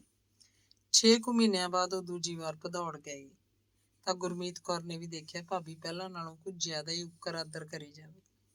ਬੀਬੀ ਨਣਦੇ, ਬੀਬੀ ਨਣਦੇ, ਉਹ ਆਪਣੇ ਸਭ ਤੋਂ ਛੋਟੇ ਪੋਤੇ ਨੂੰ ਬਾਹੋਂ ਫੜ ਕੇ ਗੁਰਮੀਤ ਕੌਰ ਦੀ ਬੁੱਕਲ 'ਚ ਬਿਠਾ ਰਹੀ ਸੀ। ਉਹ ਨਿਚਲਾ ਨਹੀਂ ਬੈਠਦਾ ਸੀ, ਉੱਠ ਕੇ ਕਿਧਰੇ ਵੀ ਤੁਰ ਪੈਂਦਾ। ਭਾਬੀ ਨੇ ਮੁੰਡੇ ਦੇ ਮੋਢੇ ਤੇ ਧੱਫਾ ਮਾਰ ਕੇ ਆਖਿਆ, ਵੇ ਚੰਦਰਿਆ, ਭੂਆ ਦੇ ਲੜ ਲੱਗ ਜਾ, ਖੱਟ ਲਏਗਾ ਕੁਛ। ਮਾਂ ਪਿਓ ਦੀ ਰੀਸ ਨਾਲ ਗਾਂ ਜਵਾਕ ਵੀ ਗੁਰਮੀਤ ਕੌਰ ਨੂੰ ਭੂਆ ਆਖਦੇ। ਗੁਰਮੀਤ ਕੌਰ ਨੂੰ ਸਮਝ ਆਉਂਦੀ ਸੀ, ਕਦੇ ਨਹੀਂ ਆਉਂਦੀ ਸੀ। ਕਦੇ ਉਹ ਸਮਝਦੀ ਭਾਬੀ ਆਪਣੇ ਪੋਤਿਆਂ ਨਾਲ ਉਹਦਾ ਲਾਡ ਜਿਹਾ ਕਰਾਉਂਦੀ ਹੈ। ਫਿਰ ਭਾਬੀ ਨੇ ਸਿੱਧਾ ਹੀ ਆਖਤਾ, ਗੁਰਮੀਤ ਭਾਈ, ਇਹਨੂੰ ਛੋਟੇ ਨੂੰ ਤੂੰ ਲੈ ਜਾ, ਸਾਡੇ ਤਾਂ ਸੁੱਖ ਨਾਲ 2 ਵੱਡੇ ਹੈਗੇ ਆ। ਇਹ ਵੱਡਾ ਹੋ ਕੇ ਤੇਰਾ ਸਹਾਰਾ ਬਣੂਗਾ, ਇਹਨੂੰ ਮੰਗ ਵਿਆਹ ਲਈ, ਸਭ ਰੰਗ ਭਾਗ ਲੱਗ ਜਾਣਗੇ। ਗੁਰਮੀਤ ਕੌਰ ਦੇ ਭੜਕ ਦੇ ਕੇ ਕੰਨ ਖੁੱਲ ਗਏ, ਸਿਰ ਨੂੰ ਇੱਕ ਝਟਕਾ ਵੱਜਿਆ। ਇਹਨਾਂ ਨੂੰ ਮੈਂ ਨਹੀਂ, ਮੇਰੀ 10 ਕਿੱਲੇ ਦਿਸਦੀ ਆ। ਉਹਨੇ ਡੂੰਘਾ ਸੋਚਿਆ, ਮਾਪੇ ਵੀ ਲੁੱਟਣ ਖਾਣੇ ਨੂੰ ਫਿਰਦੇ ਆ। ਮੇਰੇ ਬੰਦੇ ਦਾ ਜਾਂ ਮੇਰੇ ਪੁੱਤ ਦਾ ਭਾਬੀ ਨੇ ਕਦੇ ਸੋਗ ਨਹੀਂ ਮਨਾਇਆ। ਮੇਰੀ ਜਾਇਦਾਦ ਤੇ ਅੱਖ ਰੱਖੀ ਬੈਠੀ ਹੈ। ਉਹਨੇ ਬੈਠੀ ਬੈਠੀ ਨੇ ਅੱਖਾਂ ਭਰ ਲਈਆਂ, ਹੰਝੂਆਂ ਨੂੰ ਜ਼ੁਬਾਨ ਲੱਗ ਗਈ, ਇੱਥੇ ਕੌਣ ਹੈ ਕਿਸੇ ਦਾ, ਸਭ ਗਿਰਜਾਂ ਕੁੱਤੇ ਨੇ। ਉਹ ਰਾਤ ਰਹਿਣ ਦੀ ਧਾਰ ਕੇ ਆਏ ਸੀ, ਪਰ ਗੁਰਮੀਤ ਕੌਰ ਦਾ ਮਨ ਭੈੜਾ ਹੋਣ ਲੱਗਿਆ। ਉਸੇ ਦਿਨ ਆਥਣ ਨੂੰ ਚੱਠੀ ਪਹੁੰਚਣ ਦਾ ਬਹਾਨਾ ਬਣਾ ਕੇ ਤੁਰ ਪਏ। ਕੁਝ ਦਿਨ ਹੋਰ ਗੁਰਮੀਤ ਕੌਰ ਦਾ ਕਿਧਰੇ ਚਿੱਤ ਨਹੀਂ ਲੱਗਦਾ ਸੀ। ਭਦੌੜ ਜਿੱਥੇ ਉਹ ਜੰਮੀ ਪਲੀ ਸੀ ਬੁਰਾ ਲੱਗਣ ਲੱਗਿਆ। 2 ਕੁ ਮਹੀਨਿਆਂ ਪਿੱਛੋਂ ਗੁਰਮੀਤ ਕੌਰ ਨੇ ਮੌੜਾਂ ਦੀ ਤਿਆਰੀ ਕਰ ਲਈ। ਆਖ ਰਹੀ ਸੀ, ਬਚਿੱਤਰ ਦੇ ਨਾਨਕੇ ਨੇ ਉਹ ਨਹੀਂ ਰਿਹਾ ਤਾਂ ਵੀ ਕੀ ਹੈ, ਉਹ ਤਾਂ ਪੂਰਾ ਵਰਤਦੇ ਨੇ ਮੇਰੇ ਨਾਲ। ਭਦੌੜ ਨਹੀਂ ਰਿਹਾ ਗਿਆ ਤਾਂ ਮੌੜਾਂ ਤਾਂ ਹੈਗਾ। ਬਸ਼ੀਰਿਆ ਚੱਲ ਵੇ, ਮੌੜੀ ਰਹਿ ਕੇ ਆਉਣੇ ਆ 2 ਰਾਤਾਂ, ਮੇਰੀ ਹਵਾ ਪਾਣੀ ਬਦਲ ਜੂ। ਬਚਿੱਤਰ ਦੇ ਮਾਮੇ ਦੀਆਂ ਦੋਹੇ ਨੂੰਹਾਂ ਬਲਾਈ ਚੰਗੀਆਂ ਨੇ। ਮੌੜੀ ਵੀ ਜਿਵੇਂ ਭਦੌੜ ਵਾਲੀ ਹਵਾ ਪਹੁੰਚ ਗਈ ਹੋਵੇ। ਉਹ ਉੱਥੋਂ 2 ਰਾਤਾਂ ਹੀ ਰਹੀ। ਬਹੂਆਂ ਨੇ ਪੂਰੀ ਸੇਵਾ ਕੀਤੀ। ਮੁੰਡੇ ਦਾਰੂ ਦੀ ਬੋਤਲ ਲੈ ਕੇ ਆਏ, ਪਰ ਬਸ਼ੀਰ ਪੀਂਦਾ ਨਹੀਂ ਸੀ। ਉਹ ਇੱਕ ਡੰਗ ਖੀਰ ਧਰਦੇ, ਦੂਜੇ ਡੰਗ ਖੋਪਾ ਦਾਖਾਂ ਬਦਾਮ ਪਾ ਕੇ ਕੜਾਹ ਬਣਾ ਲੈਂਦੇ। ਨਿੱਤ ਨਵੀਂ ਸਬਜ਼ੀ ਬਣਦੀ। ਇੱਕ ਸ਼ਾਮ ਮੁਰਗਾ ਵੱਢਿਆ ਗਿਆ। ਬਸ਼ੀਰਾ ਮੁਰਗਾ ਤਾਂ ਖਾ ਲੈਂਦਾ। ਗੁਰਮੀਤ ਕੌਰ ਨੂੰ ਵੀ ਕੋਈ ਪਰਹੇਜ਼ ਨਹੀਂ ਸੀ। ਤੀਜੇ ਦਿਨ ਸਵੇਰੇ ਸਵੇਰੇ ਜਦੋਂ ਉਹਨਾਂ ਨੇ ਖੱਟੀ ਲੱਸੀ ਨਾਲ ਆਲੂਆਂ ਵਾਲੇ ਪਰੌਂਠੇ ਖਾ ਕੇ ਕਾਰ ਸਟਾਰਟ ਕੀਤੀ ਤਾਂ ਛੋਟੀ ਬਹੂ ਗੁਰਮੀਤ ਕੌਰ ਮੂਹਰੇ ਗੋਦੀ ਵਾਲੇ ਬੱਚੇ ਤੋਂ ਵੱਡੇ ਮੁੰਡੇ ਨੂੰ ਖੜਾ ਕੇ ਕਹਿਣ ਲੱਗੀ, ਭੈਣੇ 4 ਨੇ ਮੇਰੇ ਤਾਂ। ਹੇੜ ਇਕੱਠੀ ਹੋਈ ਜਾਂਦੀ ਹੈ, ਇਹਨੂੰ ਤੂੰ ਲੈ ਜਾ, ਮੈਂ ਤੇਰਾ ਸਾਨ ਨਹੀਂ ਭੁੱਲਦੀ। ਗੁਰਮੀਤ ਕੌਰ ਮੁੰਡੇ ਵੱਲ ਝਾਕੀ ਤੇ ਹੱਸ ਪਈ। ਉਹਦੀਆਂ ਅੱਖਾਂ ਅੱਗੇ ਭਦੌੜ ਆ ਗਿਆ। ਮੁੰਡੇ ਦੀ ਗੱਲ ਨੂੰ ਪੋਲਾ ਜਾਂ ਥਪਥਪਾ ਕੇ ਗੁਰਮੀਤ ਕੌਰ ਨੇ ਉਹਨੂੰ ਪਰਾਂ ਕਰਤਾ। ਉਹਦਾ ਚਿੱਤ ਭੈੜਾ ਹੋਣ ਲੱਗਿਆ ਸੀ। ਉਹ ਬੇਮਤਲਬ ਹੀ ਬੋਲਣ ਲੱਗੀ, ਬਸ਼ੀਰਿਆ ਭਾਈ, ਤੇਲ ਦੇਖ ਲੈ, ਰਾਹ 'ਚ ਨਹੀਂ ਖੜੇ ਰਹੀਏ, ਥੋੜਾ ਹੈ ਤਾਂ ਸੰਗਰੂਰੀ ਹੋਰ ਪਵਾ ਲੈ। ਤੇ ਫਿਰ ਕਈ ਮਹੀਨਿਆਂ ਤੇ ਗੁਰਮੀਤ ਕੌਰ ਦਾ ਕਿਧਰੇ ਜਾਣ ਨੂੰ ਜੀ ਨਹੀਂ ਕੀਤਾ। ਉਹਨੂੰ ਪੱਕਾ ਯਕੀਨ ਹੋ ਗਿਆ, ਸਾਰੀ ਦੁਨੀਆ ਉਹਨੂੰ ਹੜੱਪ ਜਾਣ ਨੂੰ ਫਿਰਦੀ ਹੈ। ਉਹ ਨਥਾਣੇ ਵੀ ਨਹੀਂ ਗਈ, ਉੱਥੇ ਤਾਂ ਕੋਈ ਅਜਿਹਾ ਖਤਰਾ ਨਹੀਂ ਸੀ। ਗੇਲੋ ਦੇ ਕਿਹੜਾ ਕੋਈ ਮੁੰਡਾ ਸੀ, ਕੁੜੀ ਸੀ ਵਿਚਾਰੀ, ਪਰਾਇਆ ਧਨ। ਮਾਂ ਧੀ ਦੋਵੇਂ 8 ਕਿੱਲੇ ਦੀਆਂ ਮਾਲਕ ਸੀ। ਜਗਰੂਪ ਮਰੇ ਤੋਂ ਜ਼ਮੀਨ ਦੋਵਾਂ ਦੇ ਨਾਂ ਚੜ੍ਹ ਚੁੱਕੀ ਸੀ। ਗੇਲੋ ਨੂੰ ਕੋਈ ਲਾਲਚ ਨਹੀਂ ਸੀ। ਦੁੱਖਾਂ ਦੀ ਮਾਰੀ ਕੀ ਕਰਨੀਆਂ ਸੀ ਉਹਨੇ ਕਿਸੇ ਦੀਆਂ ਜ਼ਮੀਨਾਂ। ਗੁਰਮੀਤ ਕੌਰ ਕਦੇ ਕਦੇ ਬਸ਼ੀਰੇ ਨੂੰ ਲੈ ਕੇ ਸੰਗਰੂਰ ਜਾਂਦੀ ਜਾਂ ਸੁਨਾਮ ਜਾਂਦੀ ਤੇ ਸੌਦਾ ਸੂਤ ਲੈ ਆਉਂਦੀ। ਇਸ ਬਹਾਨੇ ਪਿੰਡੋਂ ਬਾਹਰ ਹੋ ਆਉਂਦੀ। ਅੰਗ 58। ਮਨਪ੍ਰੀਤ ਚੰਗੇ ਨੰਬਰ ਲੈ ਕੇ 10ਵੀਂ 'ਚੋਂ ਪਾਸ ਹੋਈ ਸੀ। ਉਹ ਚਾਹੁੰਦੀ ਸੀ ਉਹਦੀ ਮਾਮੀ ਕਦੇ ਆਵੇ, ਉਹਨੂੰ ਚੱਠੀ ਲੈ ਜਾਵੇ, ਪਰ ਮਾਮੀ ਤਾਂ ਇੱਕ ਵਾਰ ਕਾਰ ਲੈ ਕੇ ਆਈ ਸੀ, ਮੁੜ ਕੇ ਕਦੇ ਗੇੜਾ ਨਹੀਂ ਮਾਰਿਆ, ਜਿਵੇਂ ਆਪਣੀ ਨਵੀਂ ਕਾਰ ਦਿਖਾਉਣੀ ਆਈ ਹੋਵੇ। ਚੱਠੀਆਂ ਲਈ ਉਹਦਾ ਮਨ ਲਲਚਾਇਆ ਹੋਇਆ ਸੀ। ਉੱਥੇ ਵੀ ਤਾਂ 12ਵੀਂ ਤੱਕ ਦਾ ਸੀਨੀਅਰ ਸੈਕੰਡਰੀ ਸਕੂਲ ਸੀ। ਮਾਮੀ ਉਹਨੂੰ ਹੁਣ ਆ ਕੇ ਲੈ ਕਿਉਂ ਨਹੀਂ ਜਾਂਦੀ। ਉਹ ਅਗਲੀਆਂ 2 ਜਮਾਤਾਂ ਚੱਠੀ ਜਾ ਕੇ ਪੜ੍ਹਨਾ ਚਾਹੁੰਦੀ ਸੀ। ਫਿਰ ਇੱਕ ਵਾਰ ਮਾਂ ਨਾਲ ਜਾ ਕੇ ਉਹ ਨਾਨਕਿਆਂ ਦਾ ਘਰ ਦੇਖ ਆਈ ਸੀ। ਕਿੰਨਾ ਸੋਹਣਾ ਘਰ ਹੈ ਉੱਥੇ, ਉੱਥੋਂ ਦੇ ਕਿੰਨੇ ਚੰਗੇ ਲੋਕ ਨੇ। ਮਾਮੀ ਤਾਂ ਮੈਸ ਰੱਖਦੀ ਹੈ, ਦੁੱਧ ਲੱਸੀ ਆਮ ਰਹਿੰਦਾ ਘਰ 'ਚ, ਫਿਰ ਘਿਓ ਮੱਖਣ ਦਹੀਂ। ਇੱਥੇ ਨਥਾਣੇ ਤਾਂ ਕੁਝ ਵੀ ਨਹੀਂ, ਸੁੱਕੀਆਂ ਰੋਟੀਆਂ ਨੇ, ਜਿੰਨੀਆਂ ਮਰਜ਼ੀ ਖਾਈ ਜਾਓ। ਮੰਮੀ ਵੀ ਵਿਚਾਰੀ ਕੀ ਕਰੇ, ਆਪਣੀ ਜਾਨ ਵਿੱਚ ਤਾਂ ਉਹ ਚੰਗਾ ਹੀ ਦਿੰਦੀ ਹੈ ਖਾਣ ਪੀਣ ਨੂੰ। ਮਨਪ੍ਰੀਤ ਗੁਰਮੀਤ ਕੌਰ ਬਾਰੇ ਭੈੜਾ ਭੈੜਾ ਸੋਚਣ ਲੱਗੀ। ਮਾਮੀ ਕੋਲ ਗੱਲਾਂ ਹੀ ਗੱਲਾਂ ਨੇ। ਉਦੋਂ ਤਾਂ ਕਹਿੰਦੀ ਸੀ, ਮਨੂੰ ਪੁੱਤ ਤੂੰ 10ਵੀਂ ਕਰ ਲੈ, ਮੈਂ ਤੈਨੂੰ ਚੱਠਿਆਂ ਨੂੰ ਲੈ ਜਾਣਾ, ਮੈਂ ਤੈਨੂੰ ਆਪਦੇ ਕੋਲ ਰੱਖੂੰਗੀ, ਮੈਂ ਤਾਂ ਮੰਗਣਾ ਵਿਆਹ ਕਰੂੰਗੀ। ਮੰਗਣਾ ਵਿਆਹ ਤਾਂ ਦੂਰ ਰਹਿ ਗਿਆ, ਲੈ ਕੇ ਵੀ ਨਹੀਂ ਜਾਂਦੀ ਮਾਮੀ ਕਿਹੜਾ ਮੇਰੀ। ਭਾਬੀ ਦੇ ਖਬਰੇ ਕੀ ਹੈ ਚਿੱਤ 'ਚ, ਮੁੜ ਕੇ ਬੱਤੀ ਨਹੀਂ ਭਾਈ, ਆ ਜਾਂਦੀ ਤਾਂ ਕੁੜੀ ਨੂੰ ਲੈ ਜਾਂਦੀ ਆਪਦੇ ਕੋਲ। ਇੱਥੇ ਨਥਾਣੇ 'ਚ ਤਾਂ 100 ਬਿੱਜਾਂ ਨੇ, ਮੁਟਿਆਰ ਧੀ ਹੈ। ਗੇਲੋ ਨੂੰ ਕੋਈ ਸਮਝ ਨਹੀਂ ਆਉਂਦੀ ਸੀ। +1 ਦੇ ਦਾਖਲੇ ਦੀਆਂ ਤਰੀਕਾਂ ਲੰਘਦੀਆਂ ਜਾ ਰਹੀਆਂ ਸੀ। ਮਨਪ੍ਰੀਤ ਦੇ ਨਾਲ ਦੀਆਂ ਲਗਭਗ ਸਾਰੀਆਂ ਕੁੜੀਆਂ ਦਾਖਲ ਹੋ ਗਈਆਂ। ਕੋਈ ਕੁੜੀ ਸੀ ਜਿਹੜੀ ਕਿਸੇ ਨਾ ਕਿਸੇ ਕਾਰਨ ਮਨਪ੍ਰੀਤ ਵਾਂਗ ਹਾਲੇ ਘਰ ਹੀ ਬੈਠੀ ਸੀ, ਤੇ ਕੀ ਪਤਾ ਕੋਈ ਕਿਸੇ ਇੰਤਜ਼ਾਰ 'ਚ ਸੀ। ਗੇਲੋ ਇੱਕ ਦਿਨ ਫਿਰ ਭੁੱਚੋ ਮੁੰਡੀ ਗੰਗਾ ਰਾਮ ਆੜਤੀਏ ਦੇ ਗਈ ਤੇ ਉਹਨੂੰ ਕੁੜੀ ਦਾਖਲ ਕਰਾਉਣ ਦੀ ਕਹਾਣੀ ਦੱਸ ਕੇ ਲੋੜ ਜੋਗੇ ਪੈਸੇ ਫੜ ਲਿਆਈ। ਮੂਹਰੇ ਝੋਨੇ ਦੀ ਫਸਲ ਖੜੀ ਸੀ। 4 ਕਿੱਲਿਆਂ 'ਚ ਗੇਲੋ ਦਾ ਝੋਨਾ ਚੰਗਾ ਖੜਾ ਸੀ। ਨੱਥਾ ਸੂਖਿਆਂ ਨੇ ਕਮਾਈ ਵੀ ਚੰਗੀ ਕੀਤੀ ਸੀ। ਗੰਗਾ ਰਾਮ ਚੁਸਤ ਸੀ, ਆਪ ਆ ਕੇ ਨਥਾਣੇ ਦੀਆਂ ਫਸਲਾਂ ਦੇਖ ਗਿਆ ਸੀ। ਝੋਨੇ ਦੀ ਫਸਲ ਤੇ ਗੇਲੂ ਨੇ ਸਾਰਾ ਪਿਛਲਾ ਲੁਹਾ ਦੇਣਾ ਸੀ। ਗੰਗਾ ਰਾਮ ਨੇ ਤਾਂ ਹੱਸ ਕੇ ਉਹਨੂੰ ਪੈਸੇ ਦਿੱਤੇ ਸੀ। ਮਨਪ੍ਰੀਤ ਵੀ +1 ਚ ਦਾਖਲ ਹੋ ਗਈ। ਕਿਤਾਬਾਂ ਕਾਪੀਆਂ ਵੀ ਸਭ ਖਰੀਦ ਲਈਆਂ। ਗੇਲੂ ਨੇ ਉਹਨੂੰ ਨਵੀਂ ਵਰਦੀ ਵੀ ਸਲਵਾਤੀ, 2 ਸੂਟ ਹੋਰ ਵੀ ਜਿਹੜੇ ਮਨਪ੍ਰੀਤ ਘਰ ਚ ਪਾਉਂਦੀ। ਮਨਪ੍ਰੀਤ ਨੇ ਆਪਣਾ ਸਾਈਕਲ ਓਵਰਆਲ ਕਰਵਾ ਲਿਆ ਸੀ। ਹੁਣ ਤਾਂ ਇੰਨਾ ਵਧੀਆ ਚੱਲਦਾ ਸੀ ਜਿਵੇਂ ਪਾਣੀ ਦੇ ਤੇ ਕਾਤਰੀ ਚੱਲਦੀ ਹੋਵੇ। ਨਵੇਂ ਪੈਡਲ, ਨਵੀਆਂ ਟਿਊਬਾਂ, ਨਵੀਂ ਟੱਲੀ। ਕੈਰੀਅਰ 'ਚ ਆਪਣਾ ਬਸਤਾ ਟੰਗ ਕੇ ਮਨਪ੍ਰੀਤ ਘਰੋਂ ਨਿਕਲ ਕੇ ਸੜਕ ਤੇ ਕੂੰਜ ਵਾਂਗ ਛੂਟ ਵੱਟਦੀ। ਮਨਪ੍ਰੀਤ ਨੂੰ 17ਵਾਂ ਚੜ੍ਹਿਆ ਹੋਇਆ ਸੀ, ਜਿਵੇਂ ਕੋਈ ਬੁੱਤ ਘਾੜਾ ਆਪਣੇ ਸ਼ਾਹਕਾਰ ਨੂੰ ਨਿੱਤ ਨਵਾਂ ਰੂਪ ਦਿੰਦਾ ਹੋਵੇ। ਉਹਦੇ ਅੰਗਾਂ 'ਚੋਂ ਨਿੱਤ ਨਵੀਂ ਔਰਤ ਨਿਕਲਦੀ ਆ ਰਹੀ। ਉਹਦੇ ਮੋਢੇ ਦਿਨੋਂ ਦਿਨ ਚੌੜੇ ਹੁੰਦੇ ਜਾ ਰਹੇ ਸੀ। ਆਪਣੀਆਂ ਕਮੀਜ਼ਾਂ ਨੂੰ ਤੰਗ ਲੱਗਣ ਲੱਗੀਆਂ। ਉਹ ਰੋਟੀ ਦੀ ਬੁਰਕੀ ਤੋੜ ਕੇ ਮੂੰਹ 'ਚ ਪਾਉਂਦੀ ਤਾਂ ਗੇਲੋ ਨੂੰ ਉਹਦੀਆਂ ਉਂਗਲਾਂ ਹੋਰ ਲੰਮੀਆਂ ਹੋ ਗਈਆਂ ਲੱਗਦੀਆਂ। ਪੈਰ ਪਸ਼ੂਆਂ ਵਾਂਗ ਵੱਧ ਰਹੇ ਸੀ। ਜੁੱਤੀ ਪਾਉਂਦੀ ਤਾਂ ਪੈਰਾਂ ਦੀ ਛੱਤ ਦਾ ਮਾਸ ਡੱਡੂ ਵਾਂਗ ਫੁੱਲਿਆ ਫੁੱਲਿਆ ਲੱਗਦਾ। ਸਕੂਲ ਦੀ ਵਰਦੀ ਵਾਲਾ ਕਮੀਜ਼ ਤਾਂ ਪੂਰੀਆਂ ਬਾਹਾਂ ਦਾ ਹੁੰਦਾ। ਘਰ 'ਚ ਜਦੋਂ ਅੱਧੇ ਡੌਲੇ ਤੱਕ ਦੀ ਬਾਂਹ ਦਾ ਕਮੀਜ਼ ਪਾਉਂਦੀ, ਗੇਲੋ ਉਹਦੀਆਂ ਬਾਹਾਂ ਵੱਲ ਹੀ ਦੇਖਦੀ ਰਹਿੰਦੀ। ਇਹ ਕਿੰਨੀਆਂ ਲੰਮੀਆਂ ਲੰਮੀਆਂ ਸਨ, ਡੌਲਿਆਂ ਦਾ ਮਾਸ ਕਿੰਨਾ ਭਰ ਗਿਆ ਸੀ। ਉਹ ਟੋਕਦੀ, ਪੂਰੀ ਬਾਂਹ ਦਾ ਕਮੀਜ਼ ਪਾਇਆ ਕਰਨੀ, ਦਰਜੀ ਵੀ ਕੁੱਤੇ ਜਮਾਂ ਸ਼ਰਮ ਨਹੀਂ ਕਰਦੇ। ਕਿਉਂ ਮੰਮੀ, ਹੁਣ ਤਾਂ ਰਿਵਾਜ ਹੈ, ਹੁਣ ਤਾਂ ਕਮੀਜ਼ਾਂ ਦੀ ਬਾਹਾਂ ਹੁੰਦੀਆਂ ਹੀ ਨਹੀਂ। ਤੂੰ ਕਿੱਥੇ ਫਿਰਦੀ ਆਂ ਭੋਲੀਏ ਮਾਏ? ਮਨਪ੍ਰੀਤ ਹੱਸਣ ਲੱਗਦੀ।